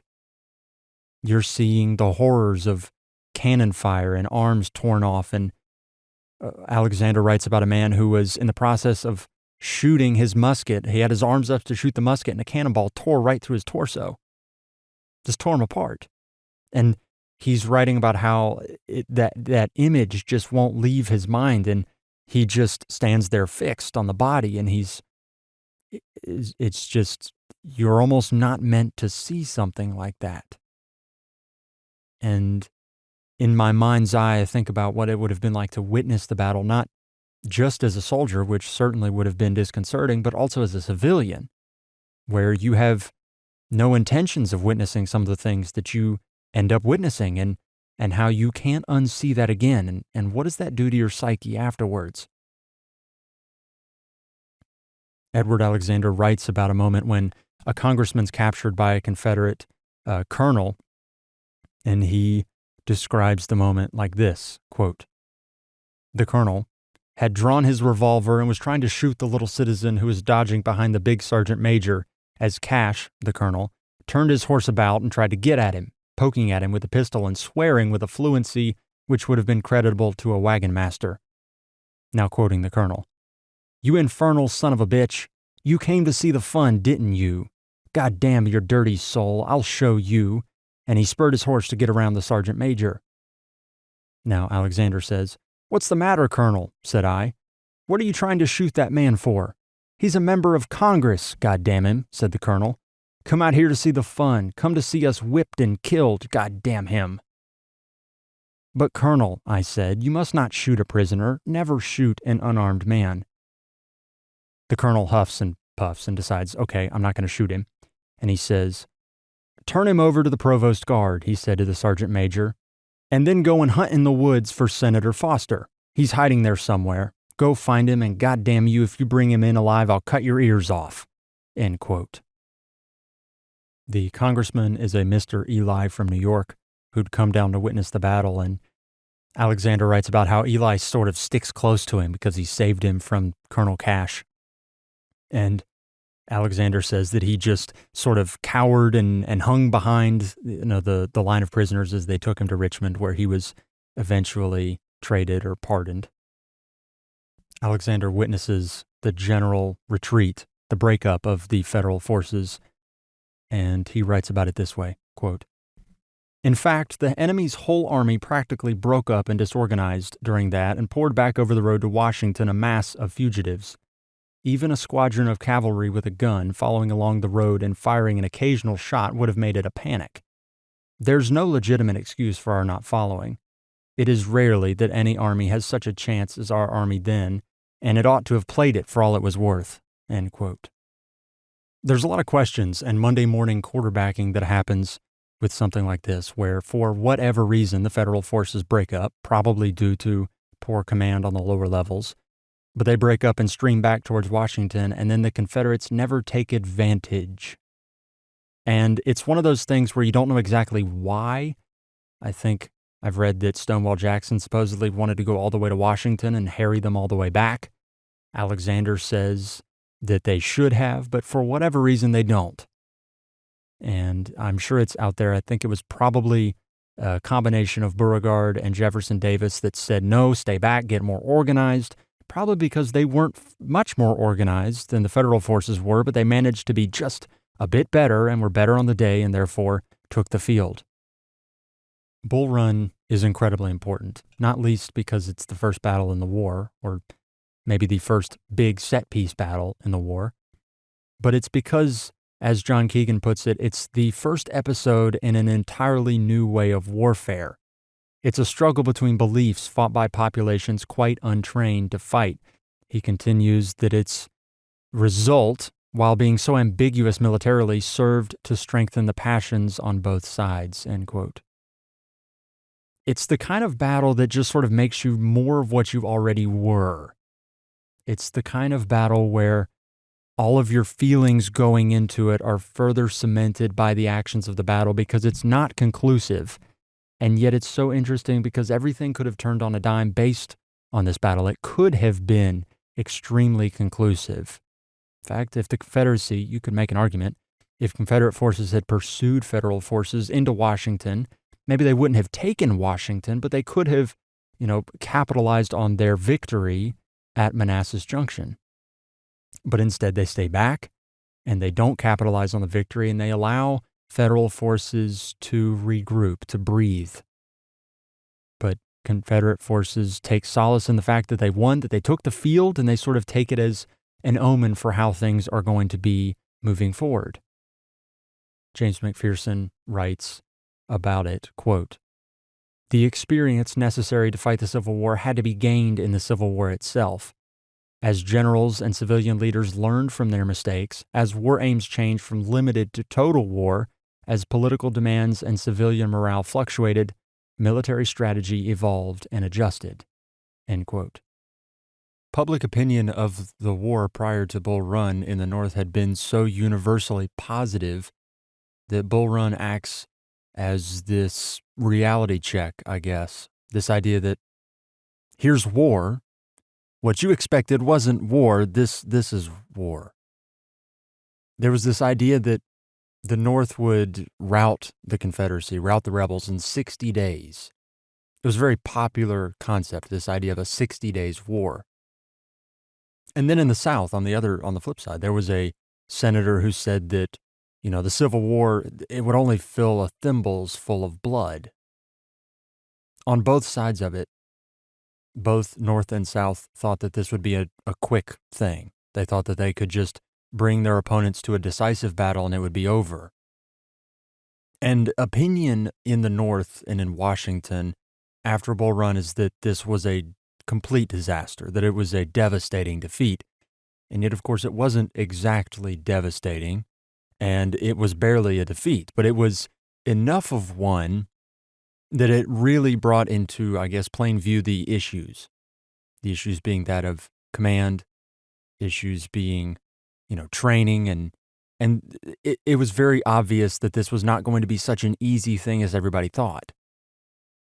Famously, the Tribune editor Horace Greeley sent Lincoln a letter where it's an overwrought emotional thing where he's saying like, oh, we're screwed, basically.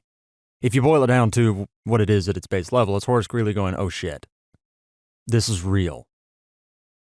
He says something like Lincoln was not a great man, and Horace Greeley, it's depressing. And he is an overwrought emotional kind of a guy, and often you'll read about Horace Greeley that he's an interesting fellow. I think people around him thought that he was a bit of an overwrought guy. So it was no real surprise that his reaction to something this consequential was so overwrought, but still, it reflected a group of people that were completely shocked at the outcome of Bull Run. Yet on the flip side, there was a growing opinion that it couldn't be any worse. Doris Kearns Goodwin writes this, quote, "Yet the harrowing lessons of Bull Run generated a perverse confidence that the North could take comfort in already knowing the worst that could happen. It was unimaginable in the anxious chaos following the first major battle of the Civil War that there was worse yet to come." End quote. If you study history at all, what I'm about to say, will not be surprising to you. In fact, it's probably preached to you from the historian's pulpit over and over again, right? It's that when you're doing history, you almost have to put yourself in a presentist kind of view to where you think with a mindset of somebody who might have been thinking or feeling things at that very moment in time. That is to say, you're thinking in the immediate wake of the Battle of Manassas or of Bull Run. You're thinking the thoughts that those people, or you're writing the sentiments that those people would have been thinking, instead of thinking with a bird's eye view of what the entirety of the Civil War is. You're not thinking about Fredericksburg or Antietam because those things haven't come yet. The people living at the time can't even imagine what the Civil War will become. And so for them, at this very moment, the combined losses of 4,000 dead or 5,000 dead in the Battle of Bull Run, it's catastrophic. It is a severe bloodletting. And so when you're reading some of these sources, you have to make a conscious effort to not think about this battle as, oh, it's just, one step on the road towards what the Civil War eventually becomes. You have to think of it in the terms that people living through the time would have thought of it. And for them, it was supremely catastrophic. I mean, it was, like we said, it will make you more of what you already were. Perhaps Horace Greeley, in that sense, represents the sentiment that, can we even win this war at all? This is from John Meacham's book, And There Will Be Light. He quotes Horace Greeley, quote, "And if they cannot be beaten, if our recent disaster is fatal, do not fear to sacrifice yourself to your country. If the rebels are not to be beaten, if that is your judgment, in view of all the light you can get, then every drop of blood henceforth shed in this quarrel will be wantonly, wickedly shed, and the guilt will rest heavily on the soul of every promoter of the crime." End quote. He asks further in that same letter for an armistice. He says, okay, well, we're not going to win, so what's the point? Lincoln, though, he's got other ideas. He brings in a new general to run things. He brings a scion of the railroad business, a member of an influential Philadelphia family. He brings George Brinton McClellan. At just 34 years of age, he was already known as a disciplinarian. In fact, he would be called Little Mac. He was described as, this New Age's Napoleon for his ability to organize, to drill. His forces were universally regarded as incredibly well-disciplined, which, in the wake of Bull Run, that's an attractive quality, right? He presided over a victory at Philippi, which, calling it a victory is, that's what it was, but it was basically his soldiers arrived and surprised some Confederates who ran, and then it was called the Philippi Races. McClellan, though, did not take part in the Battle of Bull Run. He probably could have, but he didn't. McClellan's interesting. If you read his diary, you're going to come away with an impression, or at least I come away with an impression that frankly is not all that positive. I don't like McClellan that much. I'll just put my biases on the table in front of me. McClellan just comes across as a certain type of individual that I would not get along with in real life. He thinks he is God's gift to humanity, which is, it's an interesting quality. And it's probably something that if you are, going through all the qualities that make a really good general, narcissism's probably on the list of one of those qualities that you're going to have. Winfield Scott seems to have a little bit of this, except he had theoretically backed it up with years upon years of expertise and service. But he is an overwrought, dramatic character in his own right. McClellan is an overwrought and dramatic character as well. He'll write to his wife as he is brought into Washington this, quote, President, cabinet, General Scott, and all deferring to me. By some strange operation of magic, I seem to have become the power of the land." End quote. He saw also that there were things that he could fix, and he also wrote this, quote, "I see already the main causes of our recent failure. I am sure that I can remedy these, and am confident that I can lead these armies of men to victory." End quote.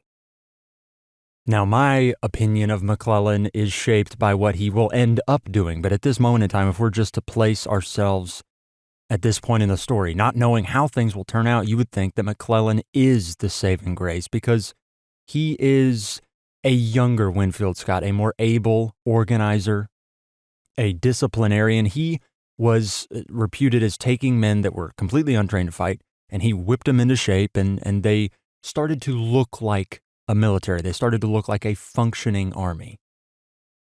He will take the forces in and around Washington City, and he will turn them into an army. He will drill them. The hills around Washington, as Shelby Foote says, they will be dotted white with tents, and the firing ranges will be crackling with musketry. He's going to send military police into the bars and pull men out who have left their regiments, and he's going to force men to present a pass if they want to leave their regiment for any reason at all. He turns these civilian forces, this rabble, this mob, into an army. And soon, also as Shelby Foote says, the forces in and around Washington will outnumber the citizens of Washington itself. It is a powerful display in the wake of the disaster at Bull Run. But McClellan has to make a decision. He has to decide now that he's trained this army, now that he's sort of whipped it into shape in the weeks afterwards, he's got to figure out what to do next. And the issue, at least the one that will become an issue that will rear its head from this moment onward, is this butting of heads between McClellan and Winfield Scott. You got to remember, Winfield Scott is, in his mind, God's gift to humanity, and McClellan is, in his mind, God's gift to humanity. And as Meemaw used to say, there can only be one God's gift to humanity. There can't be two. When you have narcissistic butting of heads in a strategy meeting, well, I mean, one side has to eventually win out, and it becomes very difficult to get a uniformity of vision when McClellan has an idea, Scott has an idea, and Abraham Lincoln, who's trying his best, is trying to mediate between the two and figure out the best combination of, political, binding politics to military strategy. He's trying to figure out the best way to blend those two things together. About 10 days after taking over the Army of the Potomac, McClellan will write in his diary that he has achieved his object. This is now a functioning military force. They're trained and drilled. They look good on parade, but now he's got to figure out what to do with them. Alan Pinkerton, his head of intelligence, who smuggled Lincoln through Baltimore before his inauguration, was a known detective and collector of information. A very colorful fellow. If you look at photos of him, he looks like an interesting guy. Maybe the 1861 version of the most interesting man in the world, Alan Pinkerton. He's just got that look to him. Pinkerton, through his spy network, informs McClellan that there's at least 100,000 well-drilled Confederate troops in and around the Potomac, to the point that McClellan will write that there are 150,000 Confederate troops, well-drilled, entrenched, encamped in and around the Potomac River. And because of this number, McClellan is frozen in place. He can't figure out what to do. This becomes a theme of McClellan, probably some of my dislike for him that extends beyond his personal feelings about things, but maybe it's partly due to the fact that he appears so good at drill, but when it comes time to actually put that drill into action, McClellan stalls. And you almost have to give him the benefit of the doubt in the moment because his head of intelligence is telling him that he's heavily outnumbered, and he doesn't want to go into, another decisive battle and bring about a second Bull Run that is, catastrophic. McClellan wants to fix the problem, but he's not quite sure what to do with this new force that he's drilled and put together, and so he waits. Truth is, there's 45,000 Confederate troops in and around Manassas Junction. And it makes you wonder, how is it possible that Alan Pinkerton reports to McClellan that there's near 150,000? How do you overestimate by more than 100,000 troops? Regardless, they do. They overestimate. And so while McClellan is sitting in and around the Potomac River with his 100,000 troops, or 120,000 troops, he's thinking to himself that the Confederates have 150 when they've only got 45. I love how James McPherson writes about McClellan. You can read into how historians think about people based on the, descriptors that they use to describe them. He pulls a Ulysses S. Grant quote, where in his memoirs, Grant says about McClellan, quote, "McClellan is to me one of the mysteries of the war," end quote. So use that as one building block for McPherson's view of McClellan. And then McPherson writes this about McClellan. This is while he's considering what to do while he thinks there's 150,000 Confederates in Manassas. McPherson says this, quote, "A curious lack of confidence began to creep into McClellan's words and deeds, even as he continued to think of himself as God's chosen instrument to save the Republic," end quote. A quick side note here, I just love it when you get like a sarcastic historian remark filtered through the, perspective of writing the history. You just get like a little flavor, perhaps, of what the historian actually thinks. My parents used to tell me growing up, if I were to say something really snarky, they'd be like, "Tell me how you really think." Little quotes like that from a historian where they say, at least in this example, where McPherson says that McClellan thinks of himself as God's gift to the universe. I just love that. I love the honesty that's kind of guised, by the writing. It's not so obvious if you know and read about McClellan because it's pretty accurate, but it's just really funny that a historian will be like, yeah, that guy, I love it. Anyways, while McClellan is waffling about the size of Confederate forces in and around Manassas, he waits, does nothing. But while he waits in Virginia, things are happening beyond in and around Washington City. Things are happening in Kentucky and Missouri, and the war is starting to take on a new color, I guess, as bright political feeling turns into military action, and you get other rising suns beyond just McClellan. Something I've been thinking about while I've been working on this show and researching and all the things is you think about all the individuals that kind of come out of the woodwork and end up becoming important members of this war. Everybody knows about Ulysses S. Grant, right? We all know that he was, the failed businessman, couldn't do anything meaningful prior to the war. He was a failure in many ways, in a lot of the ways that society measures success prior to the outbreak of the Civil War. Ulysses S. Grant is a failure. William Tecumseh Sherman, in a similar vein, is not nearly as successful. His name is made through his actions in the war. And when you have an important event like a civil war, something that many people would argue is the most important event in the United States history, you're going to have people like that just sort of appear out of the woodwork and become incredibly important figures in not only this war, but in American politics. And they shape what America is in drastic ways. There's also individuals that come out of the woodwork and become very important for a short period of time and end up making their way into the history books, but, don't necessarily become president, like a Ulysses S. Grant or something like that. Or maybe they don't have the lasting endurance of a Stonewall Jackson or a General Robert E. Lee. But you do get these individuals that kind of pop out of nowhere, and you almost wonder, like, is it lends itself to a classic historical debate. It lends itself to the debate of, great man theory, the great man theory of history, or just the trends and forces theory. The great man theory says that the actions of the man dictate the times, or, you know, your Eurocentric people are going to say that Winston Churchill dominated European politics and was so important in World War II just because he was Winston Churchill. Never mind the fact that the war had to happen for, him to be needed, which is where the Trends and Forces people would say, yeah, Winston Churchill would never be Winston Churchill if World War II hadn't come along.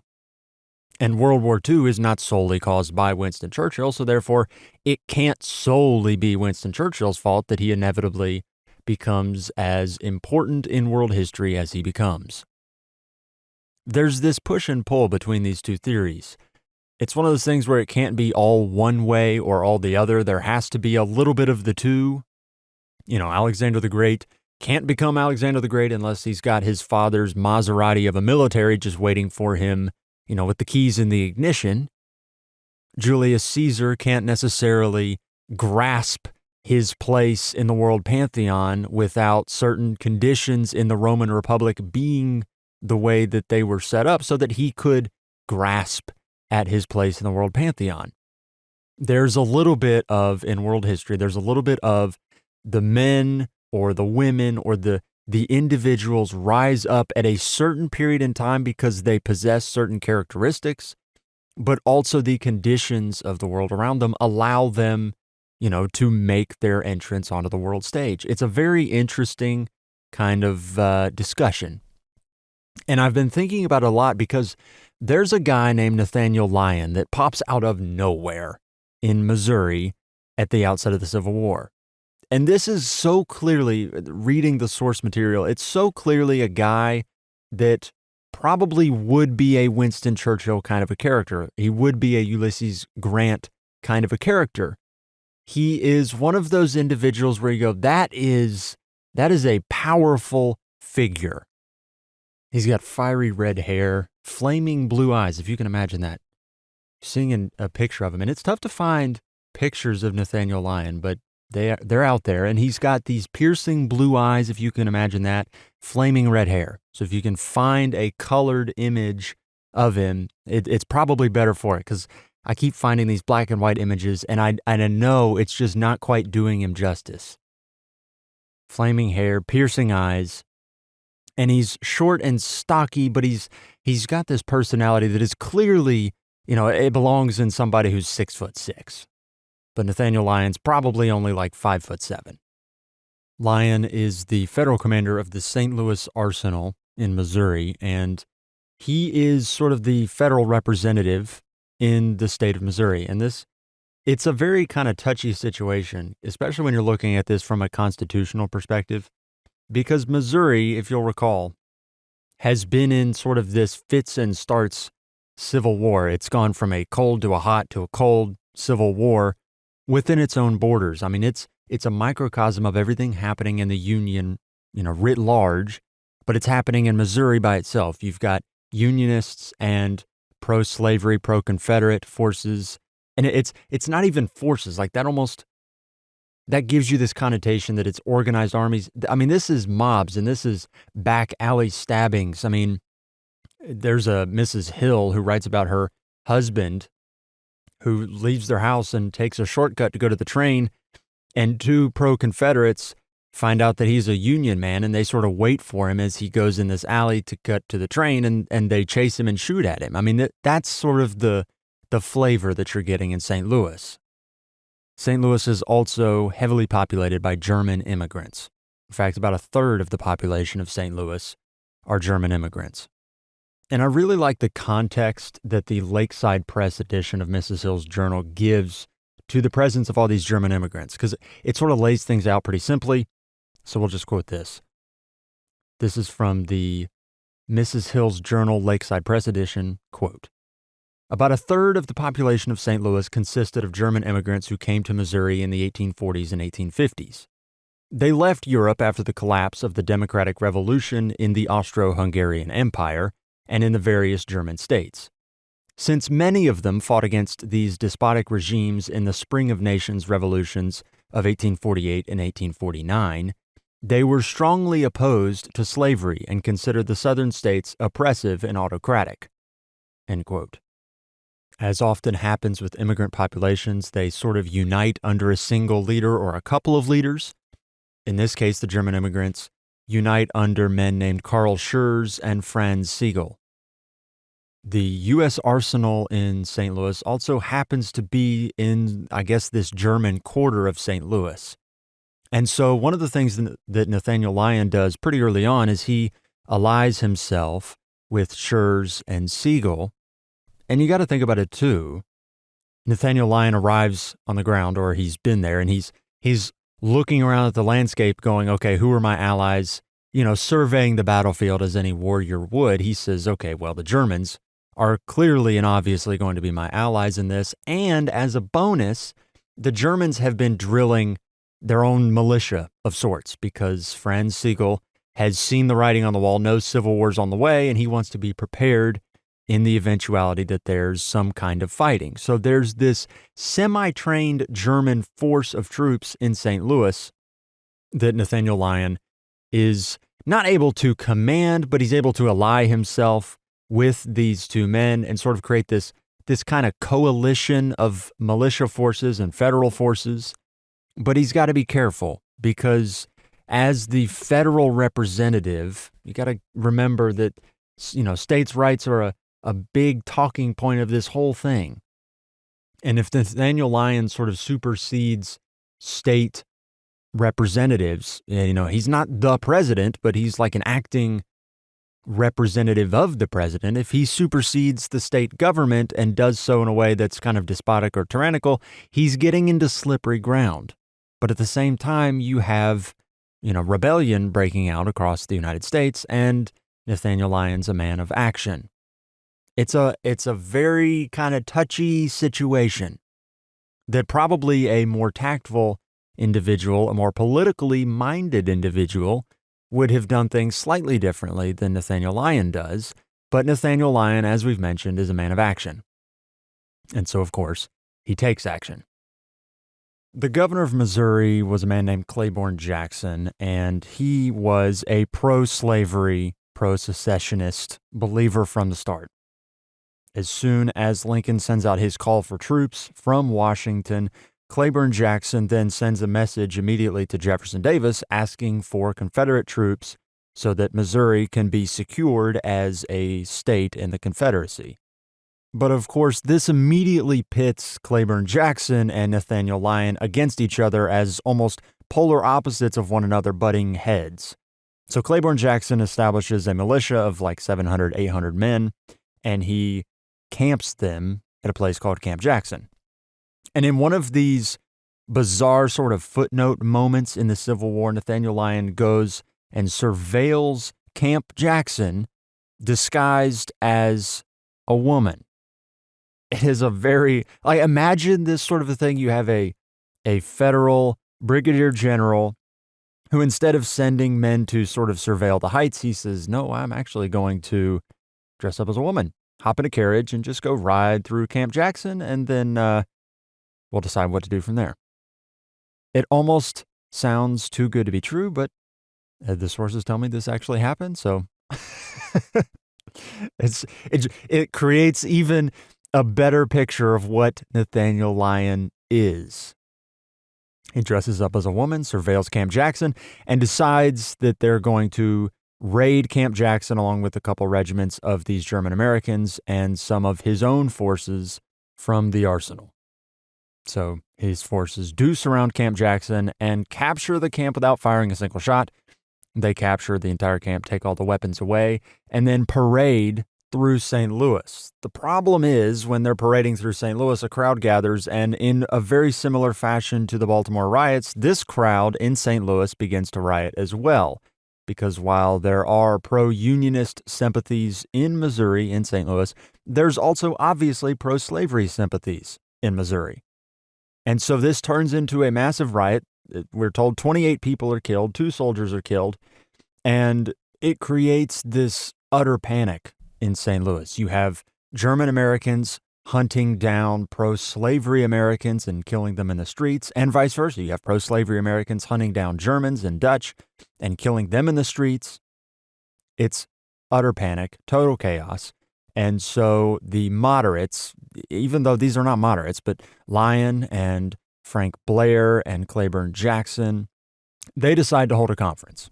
On June 11th, they hold a conference in St. Louis to sort of mediate these issues and come to some kind of an agreement. The problem is they can't come to any sort of an agreement, and Nathaniel Lyon reportedly storms out of the meeting and he says, quote, "Rather than concede to the state of Missouri for one single instant the right to dictate to my government in any matter, I would see you and every man, woman, and child in the state dead and buried.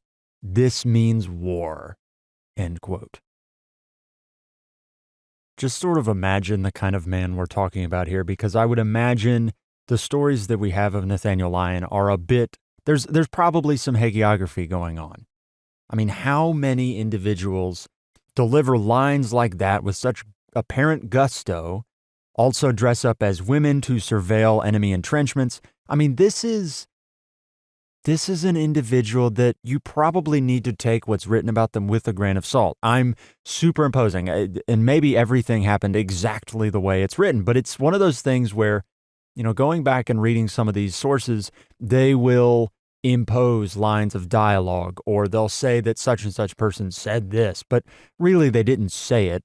What they did instead was they demonstrated a sentiment, which then the writer later on, maybe a year or two later, when they're writing the book, they will say, oh, they actually said this. That quote from Nathaniel Lyon is from a book published in 1886. And so you wonder, did Nathaniel Lyon actually say that as he's storming out of the courthouse or storming out of the meeting place?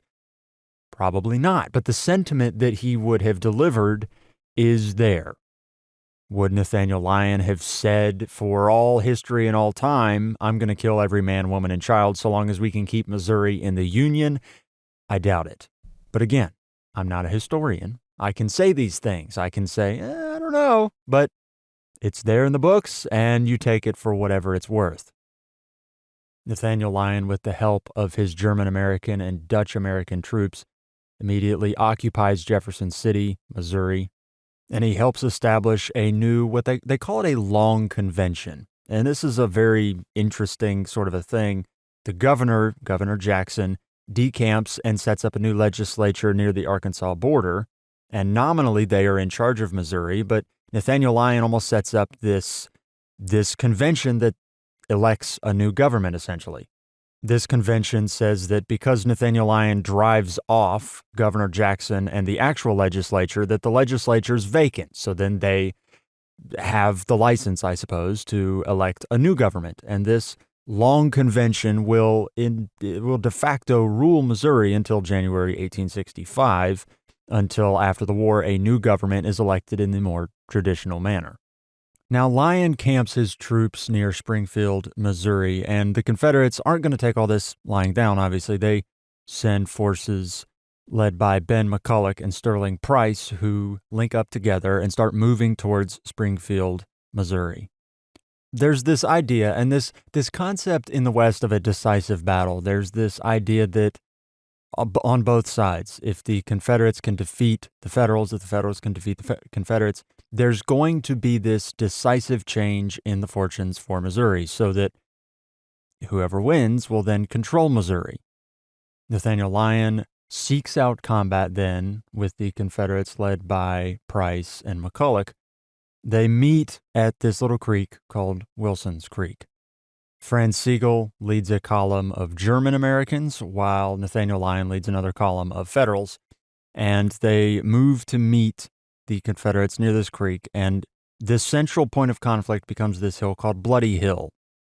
The Confederates initially take this hill, and the Federal forces drive them off the hill, and it becomes this point of contention where the Federals hold the hill, and then the Confederates are attacking, counterattacking, trying to take the hill, and they're struggling. But in the process of fighting, as E.B. Long says in the Civil War Day by Day, quote, Lyon allowed Brigadier General Franz Sigel to try and strike the Confederate rear, an unwise effort that failed miserably. Sigel, being dispersed, withdrew precipitately and was heard of no more that day. End quote. The problem for Lyon is he is outnumbered massively. The Confederates have about 11,000 men. in this fight, and Nathaniel Lyon starts off with 5,400, but nearly half of those are driven off when Franz Sigel is routed. And so Nathaniel Lyon probably should withdraw here. He's got this point of contention on Bloody Hill, and they're being slowly pushed back. They're starting to run out of ammunition. But Nathaniel Lyon, remember, he's the guy who says, I won't rest until we kill every man, woman, and child so that we can make Missouri a member of the Union. Nathaniel Lyon is a blowhard one, but he backs it up. I mean, he thoroughly believes all the things that he says. He's leading resurgent attacks one after the other. He gets hit in the leg, and he sort of withdraws back a little bit to get it wrapped up, and then he returns back to the front, and he's exhorting his men. He says, carry on, we're going to take the day, and then he's hit in the chest, and Nathaniel Lyon is killed.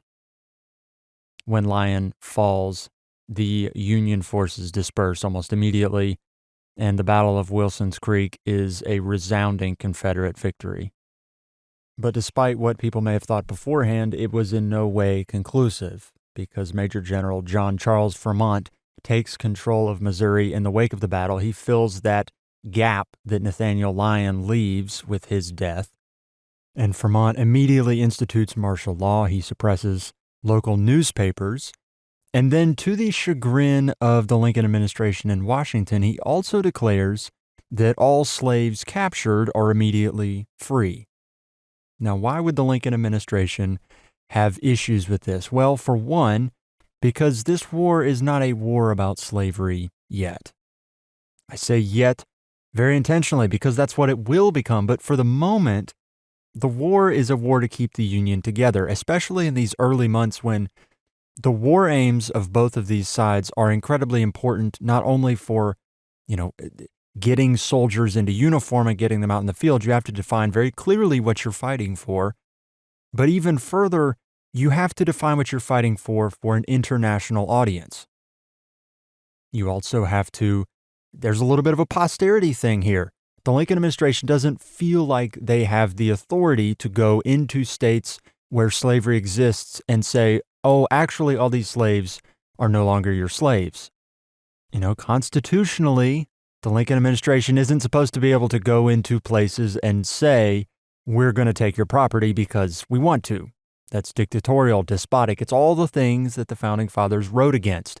And yet we are in a time of war. And in a time of war, in situations like this, there is much more leeway for making proclamations like this. But the war early on, we haven't even gotten a full year into it. We are a couple months in, and Fremont announces that slaves will be made free.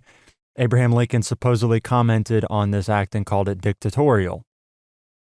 Fremont is another one of these individuals that gets a role in this Civil War story, and it's just, there's so many individuals that end up becoming important members of the Civil War story, and it just seems like they don't fit. Fremont makes his name as an explorer of the American West. He is like an 1850s version of Lewis and Clark, except if Lewis and Clark were almost like freebooters or conquistadors in the name of the American government. And of course, maybe they were that to some extent. Of course, the story that comes down through history about the Lewis and Clark expedition is not necessarily one of freebooting and, plunder taking and some of these things that you'll associate with Spanish conquistadors. John Fremont is more of that conquistador kind of character. And he's appointed as a major general at the beginning of the war. Why? Because he's famous and capable and has explored the West. He's based in Missouri, and he's the next logical candidate after Nathaniel Lyon is killed at Wilson's Creek to take over the federal effort in Missouri. But the way he does so is so, dictatorial that Lincoln is concerned Fremont will alienate the pro-Union side of Missouri. Missouri is split. In fact, the resident government of Missouri that's been driven out by Nathaniel Lyon, they will declare for the Confederacy. So Missouri is split pretty much half and half. between a pro-unionist section and a pro-slavery, pro-Confederacy section. And Abraham Lincoln is concerned that with this declaration by Fremont, you're going to have some constitutionalists that are going to say, hey, wait, you can't actually do that. And they're going to decide for the Confederacy on the basis of, well, the federal government's taking away all of our property. They're acting despotic. They're acting against the wishes of the founding fathers. So Lincoln recalls Fremont, strips him of command, and actually countermands the order, says, well, no, we're not going to take away slaves. It's so interesting how Lincoln handles all these different border states because they all require different treatment. Maryland gets the hardliner attitude where Lincoln rounds up dissenters and political adversaries and he throws them in jail. He sends Benjamin Butler to basically occupy Baltimore, and he sort of clamps down on resistance from Maryland because Maryland is also right in their backyard. So you got to handle that, in one sense. And then he's very tender with Kentucky because Kentucky is a little bit of it's a tinderbox situation. He also feels like he can be tender with Kentucky and actually get something done. Missouri, it's a little bit of both. He's got to be, tender in one sense, but also a hardliner in another. And he just sort of navigates this, and it works. It works out, at least in the sense that there is a pro-unionist section in Missouri that is substantial enough that it remains, at least nominally, a member of the Union, whereas you've got this almost defector group that declares for the Confederacy. But the fact that Lincoln dismissed Fremont at all is fascinating, and I think it tells you quite a lot about what Abraham Lincoln was as a man. We talked in the last show about how he often would separate what he felt the role of the president was versus his own thoughts and feelings. And while his thoughts and feelings seemed to be, and again, you're sort of reading between the lines with Lincoln a little bit here because he is a politician. I think a lot of times when we talk about Lincoln, we just sort of forget that he's a politician. And politicians, since the beginning of the whole American experiment, they've all been politicians. There's always a, playing to the base or playing to a constituency and sort of navigating these slippery situations. But often in reading letters that Lincoln will write, he will say things that would lead you to believe he has nothing but bad things to say about slavery as an institution. But then there's this separation between how he feels about slavery and how he actually treats it as a president, as a leader. Abolitionists, when they hear that Fremont has banned slavery in Missouri, they're celebrating. In fact, William Seward's wife will write to her friends like, oh, aren't you so excited about this proclamation that Fremont just announced? And Frederick Douglass is so excited about the fact that, we're actually getting some tangible steps towards the removal and abolition of slavery in the United States. It's like once you have this precedent that somebody has done it once, we can do it again, and we can do it in a more permanent way. But Abraham Lincoln, he countermands the order. He says, no, we're going to operate under the Confiscation Act, which is if you sort of look at it from a bird's eye view, you might say, well, what's the difference between the Confiscation Act, which says that the government can sort of recruit slaves or take them away from the Confederacy, and by taking them away, on the one hand, you deprive your enemy of their use, but also you can then use them to your own advantage to whatever you needed, the former slaves to do, you can then have them do for you. But one thing the Confiscation Act does not provide is the abolition of those slaves. So those slaves, you can take them away from the Confederacy, but you're not freeing them. You're just employing them for your own uses. Benjamin Butler, he's sort of the primogenitor of this idea. He's in North Carolina, and slaves are escaping from their southern masters, and they come to where Benjamin Butler's encamped, and they say, how can I help? And Benjamin Butler's going, wait a second, if I, under the fugitive slave laws, if those laws still remain, I'm then required to return these slaves to their masters, but we're at war with their masters, so I'm not going to return the slaves to their masters. In fact, I'm going to try and employ them to help around the camp. So he'll send letters back to Washington where he says, I need some sort of backup here because technically this is illegal if we're operating under the Fugitive Slave Act. The government says, well, you're at war. We're fighting an insurrection, and therefore we can confiscate property. In this case, property extends to human slaves, and we can then use them to further our own war aims. It sounds pretty terrible now with the modern mind, right? We look back on it and we go, ooh, that doesn't sound good. It's not exactly a human rights benefit, but also at the same time, in the long view of things, it is sort of a human rights benefit. But, it's a very difficult thing to sort of have to reckon with because the great emancipator, as he'll come to be known, the first time you get a true emancipation furtherance, I guess, with Fremont in Missouri, he says, no, we're going to operate on the Confiscation Act, which means we can take slaves from their masters as they are the property of the masters, which we are now fighting a war against, but we're not going to free them. Abraham Lincoln, in a letter to Fremont, outlines the reasons why he does this. Again, it's all political. It's all in the aims of satisfying a political agenda. He writes to Fremont, quote, "First, should you shoot a man according to the proclamation," he's talking about shooting a Confederate or a man who owns a slave, according to Fremont's proclamation. He says, "Should you shoot a man according to the proclamation, the Confederates would very certainly shoot our best men in their hands in retaliation, and so, man for man, indefinitely." He continues, quote, "He saw great danger in liberating slaves of traitors' owners, a move that would certainly alarm our Southern Union friends and turn them against us, perhaps ruin our rather fair prospects for Kentucky. Allow me therefore to ask that you will, as of your own motion, modify that paragraph so as to conform to the recent Confiscation Act of Congress." End quote. Doris Kearns Goodwin, in her book Team of Rivals, outlines the underlying subtext here as to why Abraham Lincoln wanted Fremont to countermand the order himself, to go back on his word a little bit.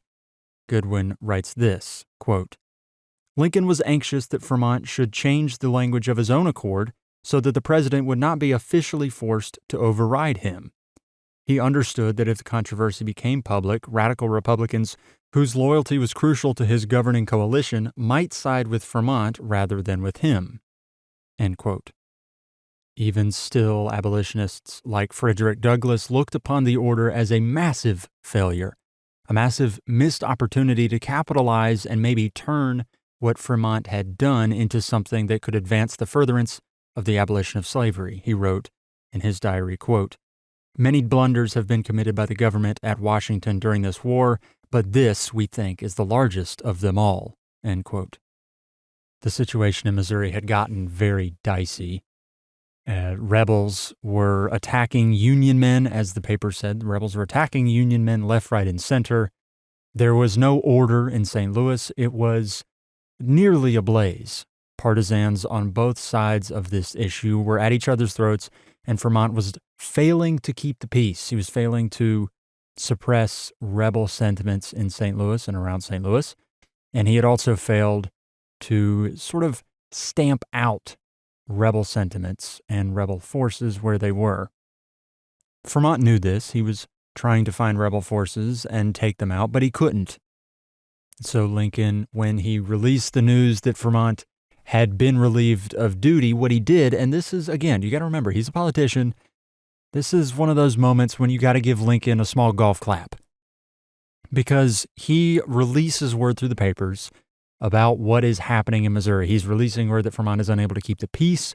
He doesn't talk about the slavery part of it rather at all. He talks instead about how Fremont is basically failing at his job, and there's concern from Frank Blair, who is Fremont's right-hand man, also the brother of cabinet member Montgomery Blair, who Fremont had arrested and put in jail because Frank Blair wrote a letter to Montgomery, his brother, saying, "We're basically at fault for getting Fremont appointed, and we should figure out a way to basically take his command from him."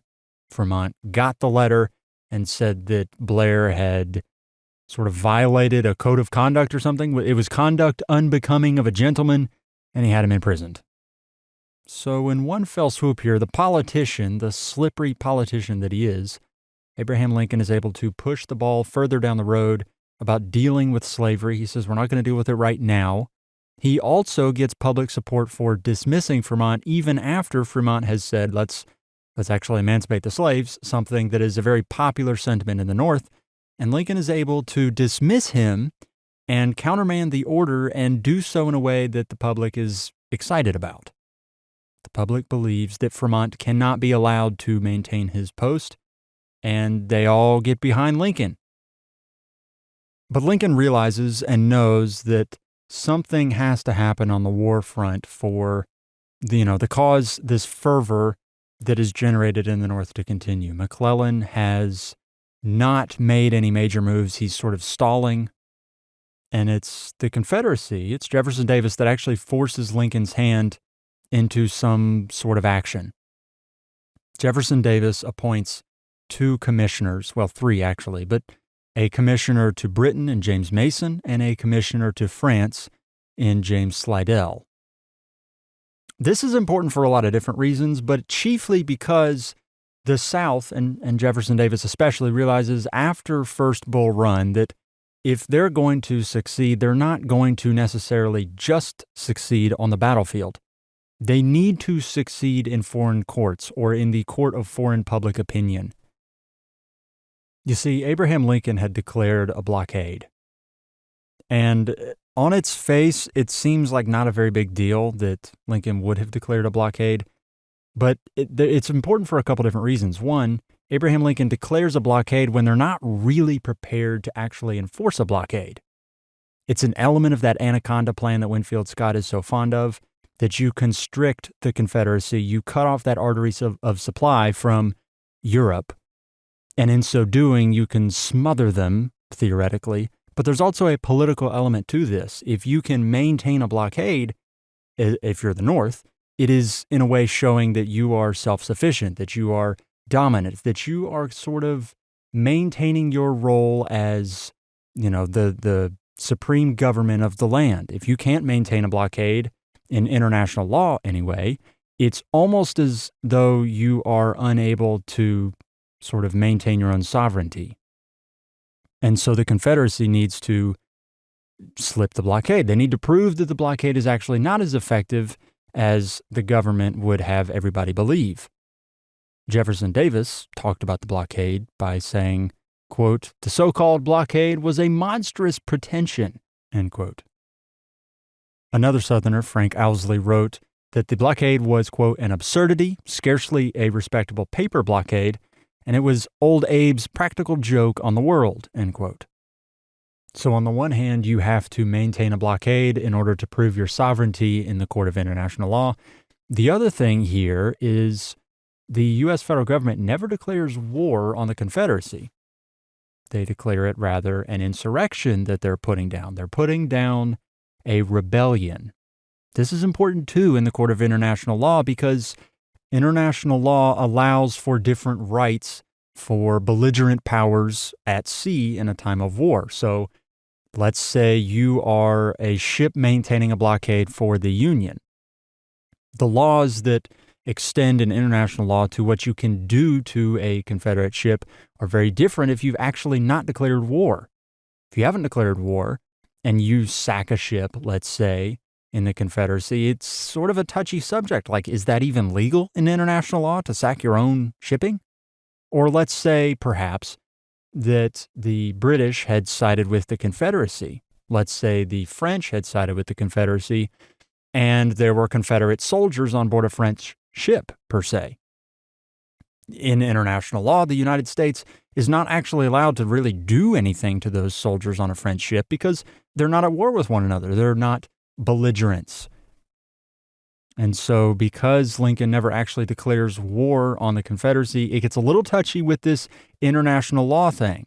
And so if a Confederate ship slips the blockade and then is taking cotton or tobacco or whatever, sugar perhaps, they're taking that to international markets and then selling it at international markets, it gets really touchy about what U.S. ships can actually do to Confederate shipping. theoretically, once Confederate shipping slips the blockade, I mean, you're not going to chase them necessarily, but it creates these sort of interesting situations, these technicalities in international law that can make Lincoln's life complicated. Even still, the blockade, while the Confederacy is claiming that it's a paper blockade, it's not even effective at all. There's the political element to this, but there's also a very practical element. There's still ships slipping the blockade. But as James McPherson writes, just because ships are slipping the blockade doesn't mean the blockade isn't effective. He writes in Battle Cry of Freedom, quote, "The 500,000 bales shipped through the blockade during the last 3 years of war compared rather poorly with the 10 million exported in the last 3 antebellum years. As far as the greater dollar volume of Charleston's wartime trade is concerned, there were 2 reasons for this. Charleston was one of the principal ports for blockade runners because they were shut out of the other ports, and inflation so eroded the Confederate dollar that by March 1863, it required 10 such dollars to buy what one had bought 2 years earlier." End quote. So let's look at this as you're a planter. You own a plantation in, Georgia, for example. You've got to, once you actually do the farming, you do the collecting of product. The product is cotton in this sense. You then need to sell your product at international ports or in an international market or something like this in order to recoup value.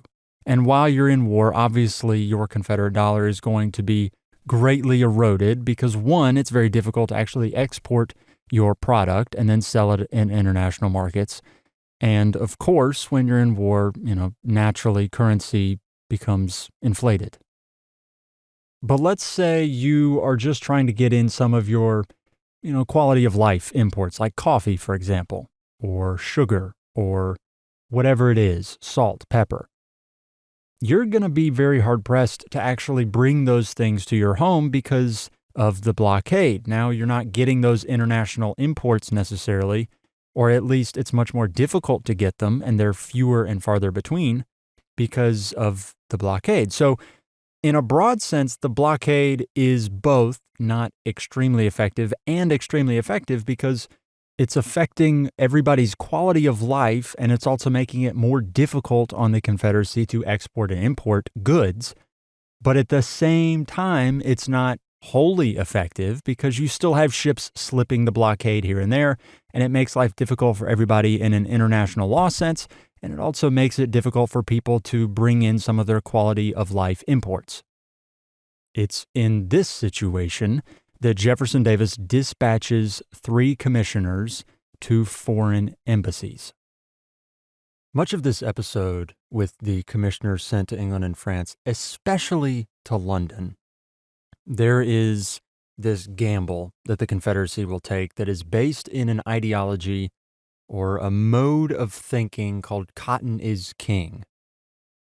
It is rooted in a speech that James Henry Hammond gave in the Senate, which essentially said that, the South took pride in the fact that they exported cotton and that cotton was king, that it was so important in international markets that the South would always be buoyed by cotton. He said this in his Cotton is King speech, quote, "What would happen if no cotton was furnished for 3 years?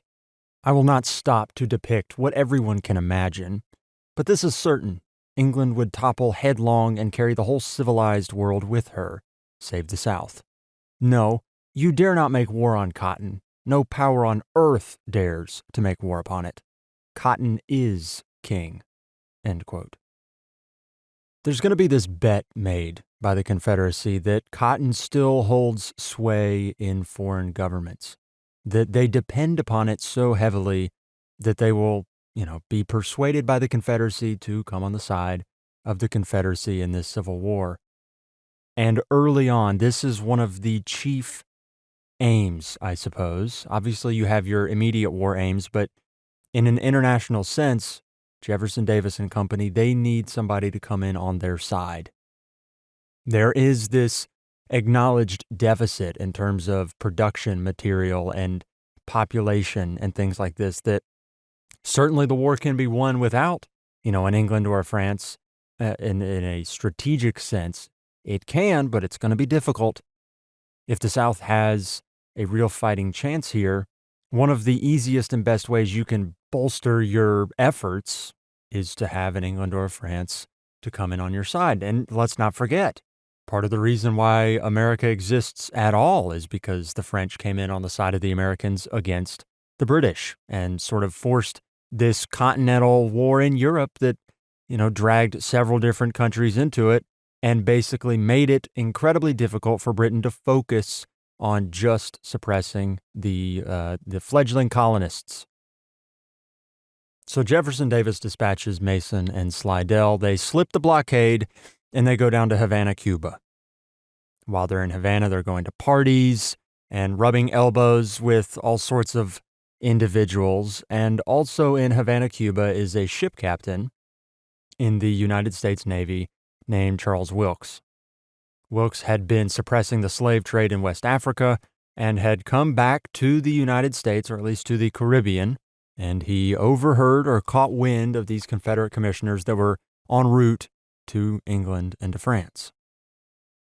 Charles Wilkes decides in that moment that he can impact the war effort in a major way just by dealing with these commissioners. So he goes back out to sea and ascertains, which ship these commissioners are going to embark upon, and he traces the route that the ship will take, and he lies in wait.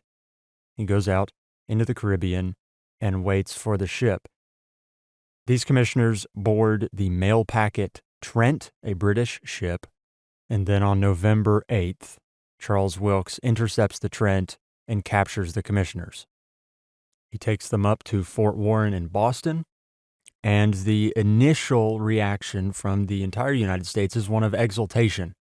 It's like we scored a hit on you kind of a thing. It's like a jab in a boxing match where it's not a knockout punch, but it certainly will score some points, at least maybe in the court of international opinion or in a judge's mind. It's the kind of thing where, everybody knows the Confederacy can just send more commissioners, but to be able to capture these commissioners and symbolically say, well, they were just going to advocate slavery. They were going to advocate this insurrection. The fact that we captured them is sort of significant of the fact that the federal government is supreme. But this joy is short-lived. 3 weeks later, the now commissionerless mail packet Trent arrives in Southampton in England, and the word spreads like a wildfire that the federal government has captured these two men from a British mail ship, forcibly taken them from the ship, and then sent the ship along its merry way. Instantly, we have a crisis. Why do we have a crisis? What does it matter if the federal government takes these Confederates off the ship? Well, we talked about this right of belligerence earlier. This idea that if you have two countries at war with one another, the one country, if they see Confederate commissioners on a neutral vessel, they can just remove them and, send the vessel on its way. But because the U.S. is not technically, in an international law sense, at war with the Confederacy, there's really no reason to be capturing persons aboard a neutral vessel and then sending the vessel on its way. In fact, as international lawyers would assert, the proper mode of operations would have been to, if you're going to capture these commissioners, immediately send the ship and the persons to an international judge to adjudicate this, situation, and then let the international judge render a verdict to which all the parties involved would adhere. Instead, Charles Wilkes captures the two men, sends them up to a prison in Boston at Fort Warren, and, goes about celebrating his small victory here. The papers in London are immediately crying war. Imagine for a moment that nuclear war doesn't exist. This is a difficult thing to put your mind into now because, it's difficult to place yourself in a time that you already know how everything turned out. But imagine for a second that this concept is not a thing. It doesn't affect geopolitics or the American way of life or anything like that. If you happen to live in Springfield, Illinois, or Boston, Massachusetts, or Washington, D.C., or wherever, and you catch word that the English are supremely pissed off because an upstart captain captured 2 Confederate commissioners off of one of their ships, this would be the equivalent of a, Cuban Missile Crisis standoff. This is a rattling of sabers moment between England and the United States, and everybody knows that a war with England is catastrophic. If England comes in on the side of the Confederacy or separately declares war on the United States, to put it simply, the United States is screwed. This is a situation that is code red, can't happen, possibly the very worst situation for the war effort, because then you're going to have to do some sort of a naval war, and you've got to split this war between multiple theaters. Very bad. So when these papers make their way back across the ocean and they find themselves being read in New York and Boston and other places, you get this effect that's probably very similar to what would have happened if the Soviet Union was rattling their saber and saying, we're going to launch a nuke if you don't do this. In my mind, it's probably not a good equivalent, but it is on that same level of panic and fear. Charles F. Adams, the diplomat, the grandson of John Quincy Adams, great-grandson of John Adams, would write later on in 1912 about this tense moment, because the Trent Affair by itself, this capture of these Confederate commissioners, by itself, it is a potentially terrifying experience for Americans, for the American government and the war effort. But if you take it along with everything else that's happened, it is, it's not a straw that broke the camel's back moment, but it is one of those sort of series of events where if you're a regular person going about your life trying to just escape all the noise and all the papers and all the doom and gloom that you're hearing every day at work and every day when you interact with other people in your life, it's one of those things that's just like, oh no, we now got to deal with England. We have another thing to deal with beyond just this great civil war that's breaking out. You're still worried about, is the war going to last maybe another month? Is it going to last 3 months, a year? How many people are going to die in this whole thing? And obviously they can't know. They have no clue, how this is all going to turn out. And so you're, as Charles F. Adams will put it, you're on tenterhooks. You're on edge constantly. And the Trent Affair is like the nail in the coffin for the regular person who's living on edge. Charles F. Adams writes this, quote, "Speaking generally, I think I do not remember in the whole course of the half-century's retrospect, equal to the period which elapsed between the surrender at Yorktown and the presidency of Andrew Jackson, any occurrence in which the American people were so completely swept off their feet, for the moment losing possession of their senses as during the weeks which immediately followed the seizure of Mason and Slidell. Everything combined to this result. In the first place, when the incident occurred, the community was in a wholly overwrought nervous condition. On the 8th of November, 1861, 7 months had elapsed since the firing on Fort Sumter and nearly 4 months since the mortifying Bull Run experience. It was exactly a year from the election to the presidency of Abraham Lincoln. That election, it will be remembered, had been immediately followed by the initial movement of South Carolina in the direction of secession. Then, following the trying winter of 1860 and 61, during which state after state seceded, the war cloud in the South ever gathering and assuming day by day a more threatening aspect, the 5 months which elapsed between this election of 1860 and the firing on Fort Sumter were probably the most trying period psychologically this country has ever passed through. The inevitable was constantly assuming a more portentous shape. At last, in April, war broke out. Thus, in November 1861, the country had been on tenterhooks, so to speak, for 12 entire months, and during the last 6 of those months, one mortification and failure had followed sharp on another." End quote. But there's an even more practical reason for all of this, beyond just the potential doom and gloom of an international war. You have a very real concern by the federal government, by Lincoln administration, about their ability to actually prosecute the war if England decides that they're going to be belligerent. If you have a war with England, that's one problem. The other thing is you can't import English exports. And there are some English exports that are incredibly important for the federal government in prosecuting the war. And so you have this question of, okay, how can we put the genie back in the bottle? Because as James McPherson puts it, there's a chief issue for the federal government beyond just the prospect of international war. He writes, quote, in 1861, British India was the Union's source of saltpeter, the principal ingredient of gunpowder. The war had drawn down saltpeter stockpiles to the danger point. In the fall of 1861, Seward had sent a member of the DuPont Company to England on a secret mission to buy all available supplies of saltpeter there and on the way from India. The agent did so and was loading 5 ships with 2,300 tons of the mineral when news of the Trent reached London. The government clamped an embargo on all shipments to the United States until the crisis was resolved. No settlement, no saltpeter. End quote. The broad question then becomes, did Charles Wilkes, the captain, that captured the commissioners, did he act under government orders or was he going lone wolf? Was he going rogue? And while initially his actions are celebrated, that has to go back in the bottle as well. So William Seward then immediately writes to England and he says, oh no, there was no orders from Washington. He just went on his own. There's no governmental authority given to Wilkes to do what he did. Therefore, the American government can't be held at fault.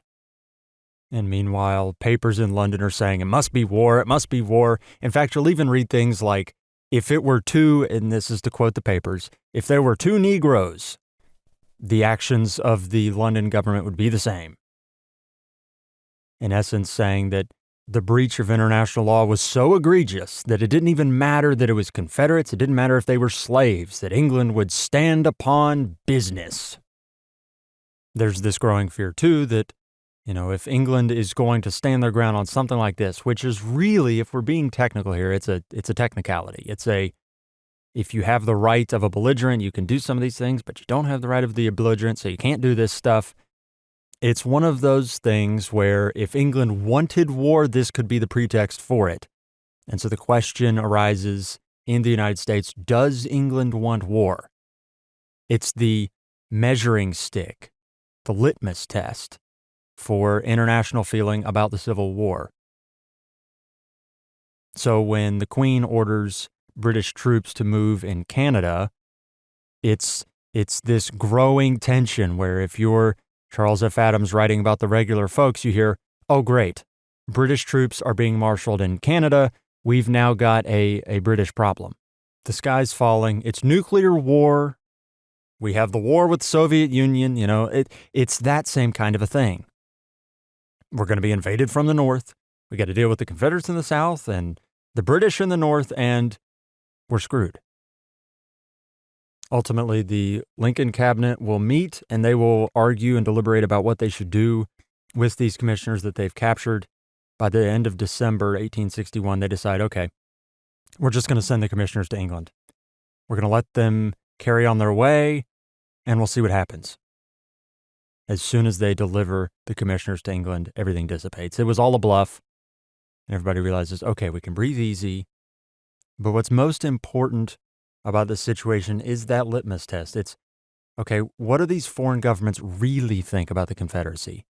If they had, an inkling that they were going to need to go to war or join the Confederacy in any way, if the Confederacy was worth joining, foreign countries would have done it here.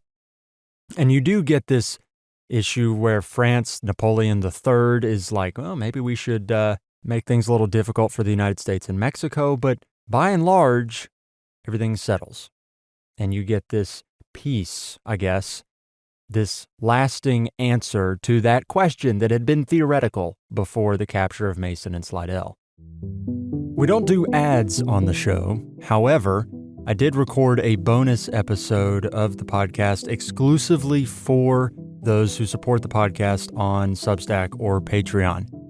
You know how I was talking about the Trent affair? Well, I did a bonus episode about 40 minutes long, give or take, where we get into it a bit more deeply. The Trent Affair it's a moment that I find super fascinating, and I went and dug up a bunch of primary sources about it because I wanted to know more. It seemed like it was one of those things where you go, oh, this is a near miss that nearly caused a giant catastrophic event. I mean, what happens if England comes into the Civil War on the side of the Confederacy? What changes then?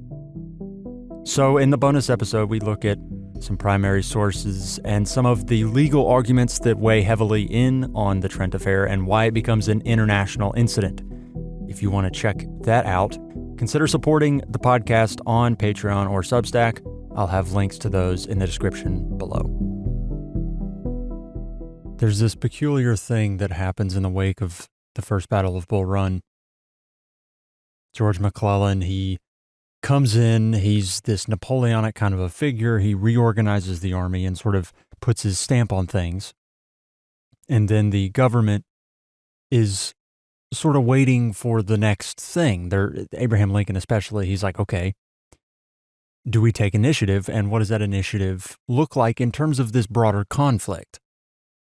What do we do next? Now that we've had our first setback and we've sort of recouped and we're ready to do the next thing. What is the next thing? And he's leaning on McClellan to give him that next thing.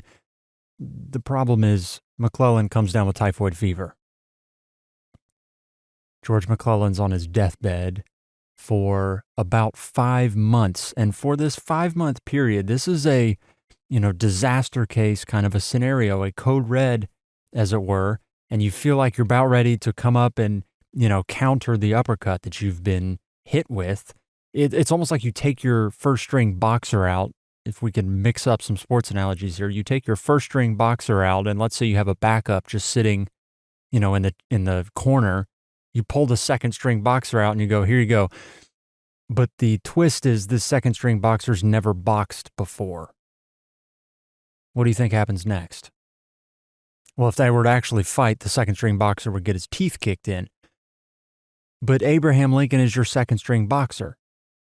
He has never commanded troops before. He hardly doesn't even know that departments exist in the government. He broadly knows how a government works, but everything he learns is learned on the job. So when he gets into the White House and occupies the president's office, he's got to learn how do departments work and how do department heads work and what do they do? What's their day-to-day and how do I guide and sort of play the levers of government? He doesn't know how any of that stuff works. He figures it out pretty quickly because he's a quick study, but he doesn't fully know how any of this stuff works. And when George McClellan comes down with fever, he is everything. Everybody's pinning all their hopes on George McClellan. He comes down with fever and he's incapacitated. First of all, you have this period where he doesn't do anything. You get these reports coming in that there's troops in their hundreds of thousands out in Virginia. He doesn't really know what to do. He doesn't do anything, catches the fever, and then it all kind of grinds to a halt. Abraham Lincoln, your second string boxer, steps in and has to sort of man the war effort. He has to act like a general-in-chief. He's got to assume those commander-in-chief powers. But Abraham Lincoln is not a general. He's read manuals. He stays up late at night reading manuals by candlelight. But he's never been to West Point. What do you do if you're Abraham Lincoln and you're put in command of an army in the most consequential moment in your life, and probably also the most consequential moment in the lives of everybody around you? And you're thrust into a moment where you don't know what you're supposed to do, and yet you have to take charge anyway. Both armies go into winter quarters, almost staring across at each other. Not exactly, but, broadly speaking, they're pretty much able to throw a rock at the other force. They know they're there. They just have to figure out, okay, what's the strategy going to be? What are we going to do? They go into these hibernations.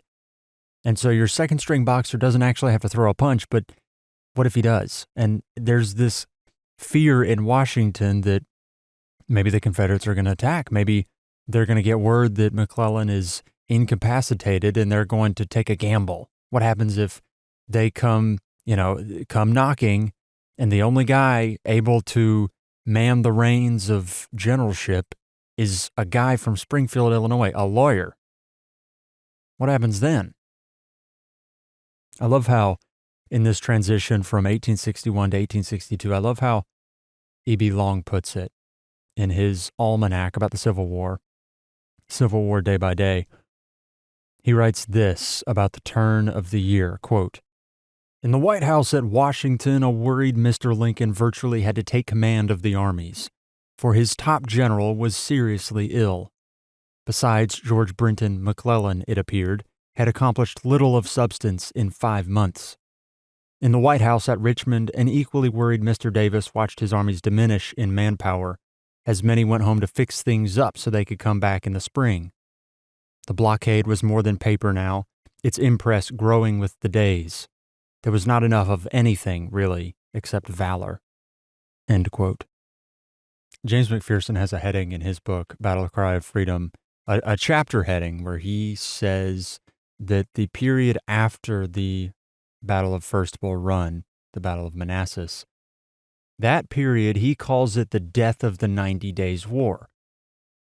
Because you obviously had all of these prognosticators coming in saying, oh, this will be a quick thing. We'll just, have big one decisive Western conventional battle, and then this thing will be decided once and for all.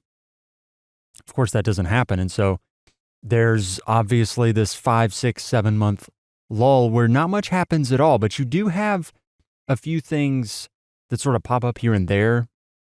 Benjamin Butler has a naval victory in North Carolina that is nominally important, sort of takes the sting out of, Wilson's Creek and Bull Run a little bit for the North. There's this battle at a place called Ball's Bluff, where the Union side suffers about 900 casualties, but there's only 1,700 total troops engaged. It's a total disaster. McClellan doesn't do a whole lot, but right before he comes down with fever, he does order Charles Stone to go and find Nathan Evans's soldiers at this place called Ball's Bluff in October 1861. And there's this skirmish, and then Union soldiers sort of retreat, and then they drown crossing the river trying to escape, kind of a thing. By the way, if you want to see a face to haunt your nightmares, go look up a picture of Nathan Evans, Confederate Brigadier General in this Battle of Ball's Bluff. This guy is terrifying. I mean, he looks, I'm not even exaggerating all that much when I say that he looks like what you would imagine Dracula would look like if you sort of shaved the beard off. He's got those hollowed eyes, and they're piercing. They're obviously blue or green, perhaps.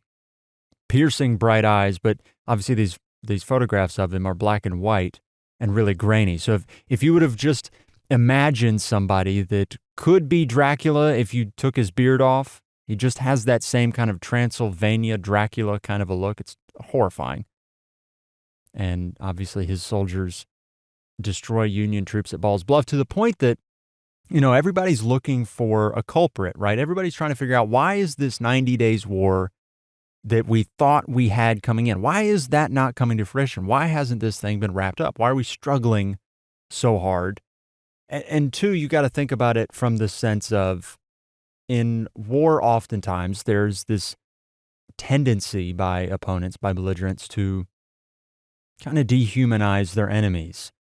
Famously, the Mongols, when they're invading China and the Khwarezmian Shah's empire, they will famously say that, they're invading these lazy, sedentary, settled societies, and that the Mongol way is the most pure way of living. This nomadic lifestyle, this warrior lifestyle, that their lifestyle is clearly better and more civilized than the settled societies, because the settled societies are lazy and fat and all these things. Well, the Union, the Federals, they think the Confederates are just kind of a rabble. They are confident in their industry that they'll be able to take them down rather quickly. Right? We can manufacture just about anything we need. They're going to struggle to keep up with us. We have hundreds of thousands of soldiers ready to go in the field, and they look so pretty, and their muskets are so shiny, and their tents are all, perfectly white, and their uniforms are pressed and beautiful, and McClellan has them drilled to perfection. And why are we struggling? What's going on here? And you have these moments where it is so clear that, as McPherson will say, that the skills necessary to win the Civil War have to be learned in the war. Oftentimes when you're talking about advances made in military technology, there's the advances that can be made before a war, but oftentimes you have the advances made during a war. As needs must, you have to create technology or skills or things like that to sort of meet the needs that the war, illustrates. And there's this almost a military tribunal of senators, not generals, but it's a group of senators that get together to relitigate what happened with Ball's Bluff because you need a scapegoat.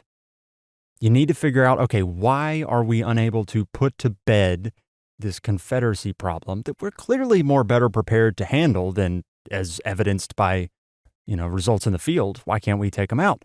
This group of senators gets together. They form essentially a military tribunal to relitigate what happened at Ball's Bluff. Part of this is it stems out of frustrations with McClellan's inaction. It stems from, the papers say if we just go take battle to Beauregard near the Manassas Junction, we could defeat him.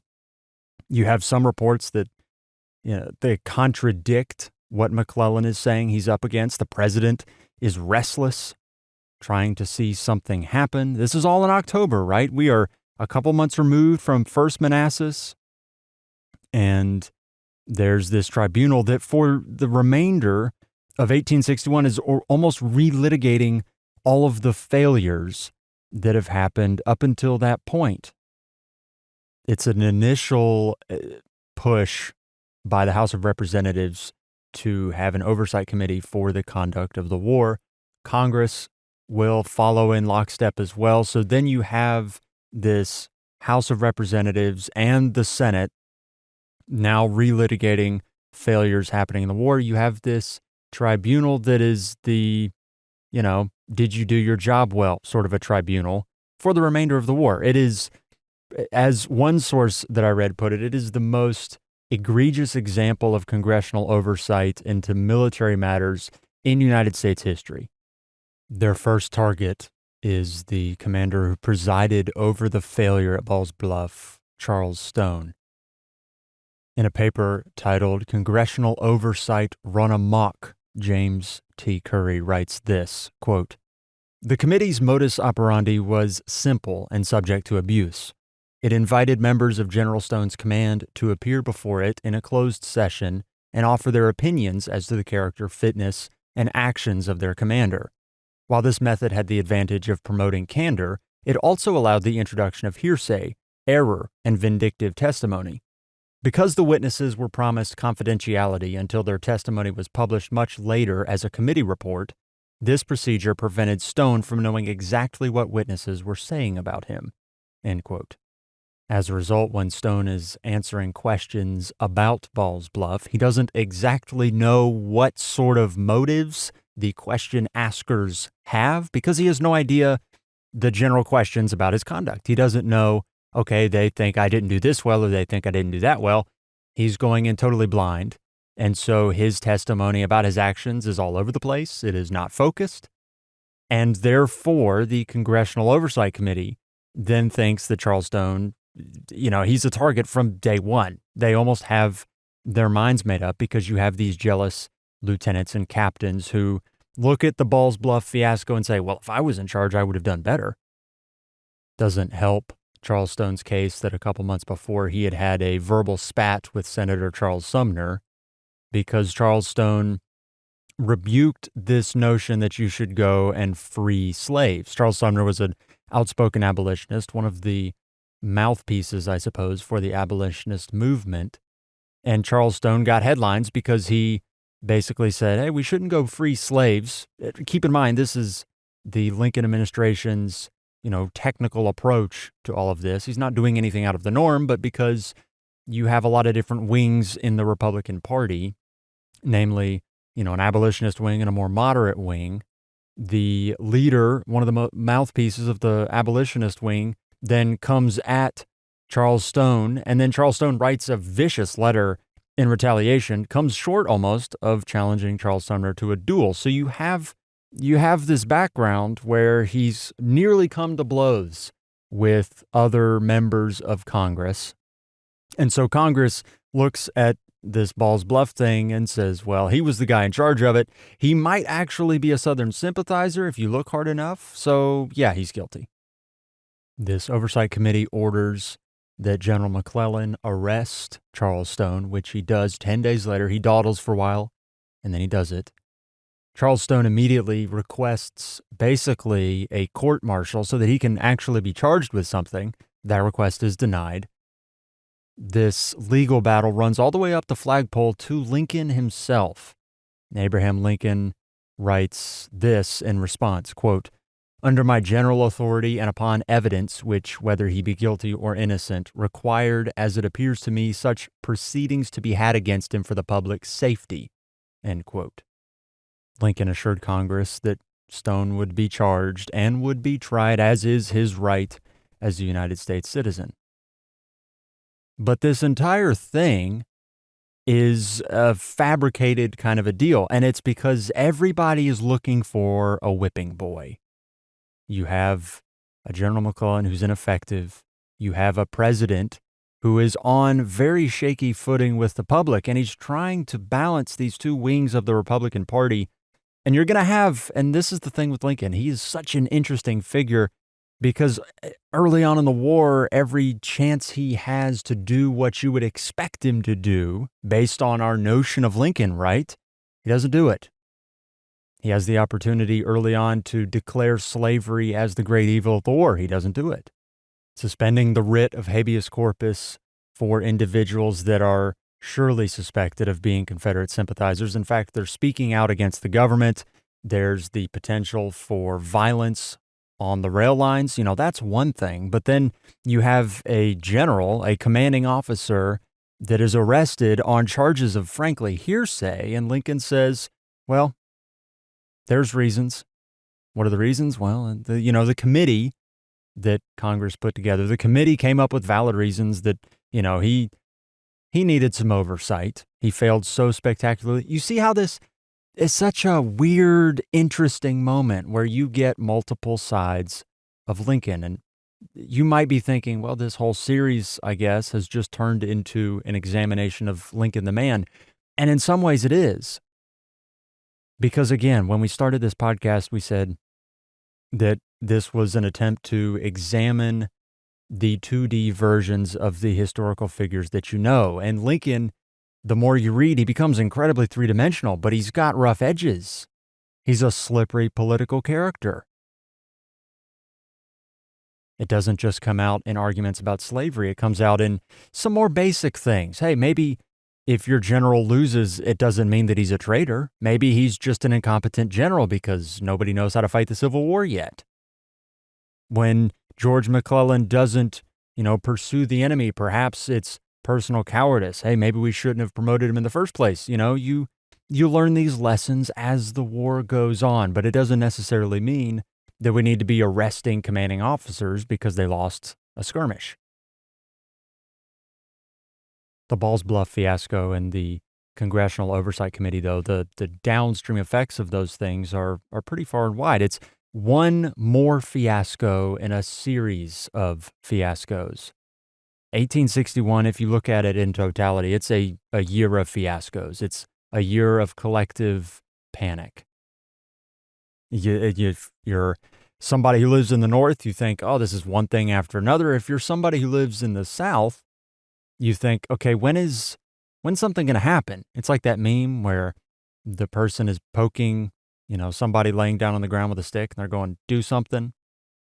The Confederacy kind of feels that way because they can't take advantage of the Union's inability to press their own advantage. You have two sides that feel like they have advantages, and neither one of them can really capitalize on them because they don't know how to fight a war yet.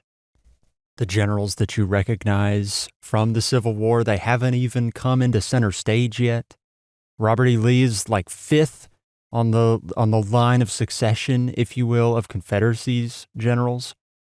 He's not the commander of the Army of Northern Virginia yet. He's just a guy who was recently promoted from colonel. Ulysses S. Grant is in the Western Theater. He doesn't even come into the forefront until February or March of 1862. At this point, Abraham Lincoln hardly even knows Ulysses S. Grant exists. You got all those, patriotic young men that sign up to fight the war at the very beginning, thinking that it'll be a quick thing, thinking that if I don't strike while the iron's hot, perhaps I'm going to miss my chance. And you got to wonder how all those young men are feeling after the first 6, 7, 8 months of the war, when the war has sort of turned into something different than you thought it would be, and yet it still has more evolutions to go. These 3-month volunteers are going to turn into years-long volunteers. In some cases, they'll be reconscripted back in. I wonder if those young men, if they could peep through the keyhole perhaps at what the future would hold for them, would they still sign up? Or would they say, nope, I'm good, not worth it? E.B. Long says that at the end of 1861 and going into 1862, both sides of this conflict didn't really know how to fight the conflict yet. They didn't have anything except verve. They didn't have anything except passion. How long does that passion last when the bodies start piling up? When battles that claim the lives of only several hundred turns into thousands? What happens when a war that's supposed to be wrapped up in 90 days morphs into something entirely different? What happens when that war becomes total war? Earlier on in the show, I mentioned that there was a bonus episode for those who support the show on Substack or on Patreon. I'll have links to that in the show notes below, but just a quick little reminder, if you want to get an extra look at the Trent Affair, maybe a deeper dive into some of the international law, some of the implications of that Trent Affair, go check that out. You'll also get to listen to all these shows early, and if you subscribe on Substack, you'll get my ramblings and thoughts and historical whatever else's a couple times a week. I post some history book recommendations on there as well. All that's usually free. And if you want, you can just listen to the podcast on Substack. Links to that in the show notes below, as well as the bibliography for the show so far. I like to give you a decent enough sense where all this stuff is coming from. What are the sources? What are the things I've quoted? There's a lot down there, so go check out the bibliography.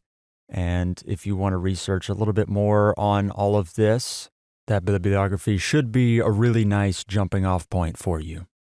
Again, thank you so much to each of you listening, telling a friend about Compendium. It really does mean the world to me. I am a really lucky podcaster in that I feel like there's a community gathering around this thing, and I hope that's not a selfish thing to say, but it really does mean a lot to me. These shows are very close to my heart, and I spend a lot of time on them. As you can tell, you've been waiting for a couple months now. I think I looked the other day, and part 1 dropped end of July, and this one's coming out in October. So you've waited a while, and for your patience, thank you so very much. It is incredibly special to me. As I mentioned there at the end, the Civil War still hasn't morphed into what we all recognize as the Civil War. That comes later. That comes in The Sound of Distant Guns, Part 3.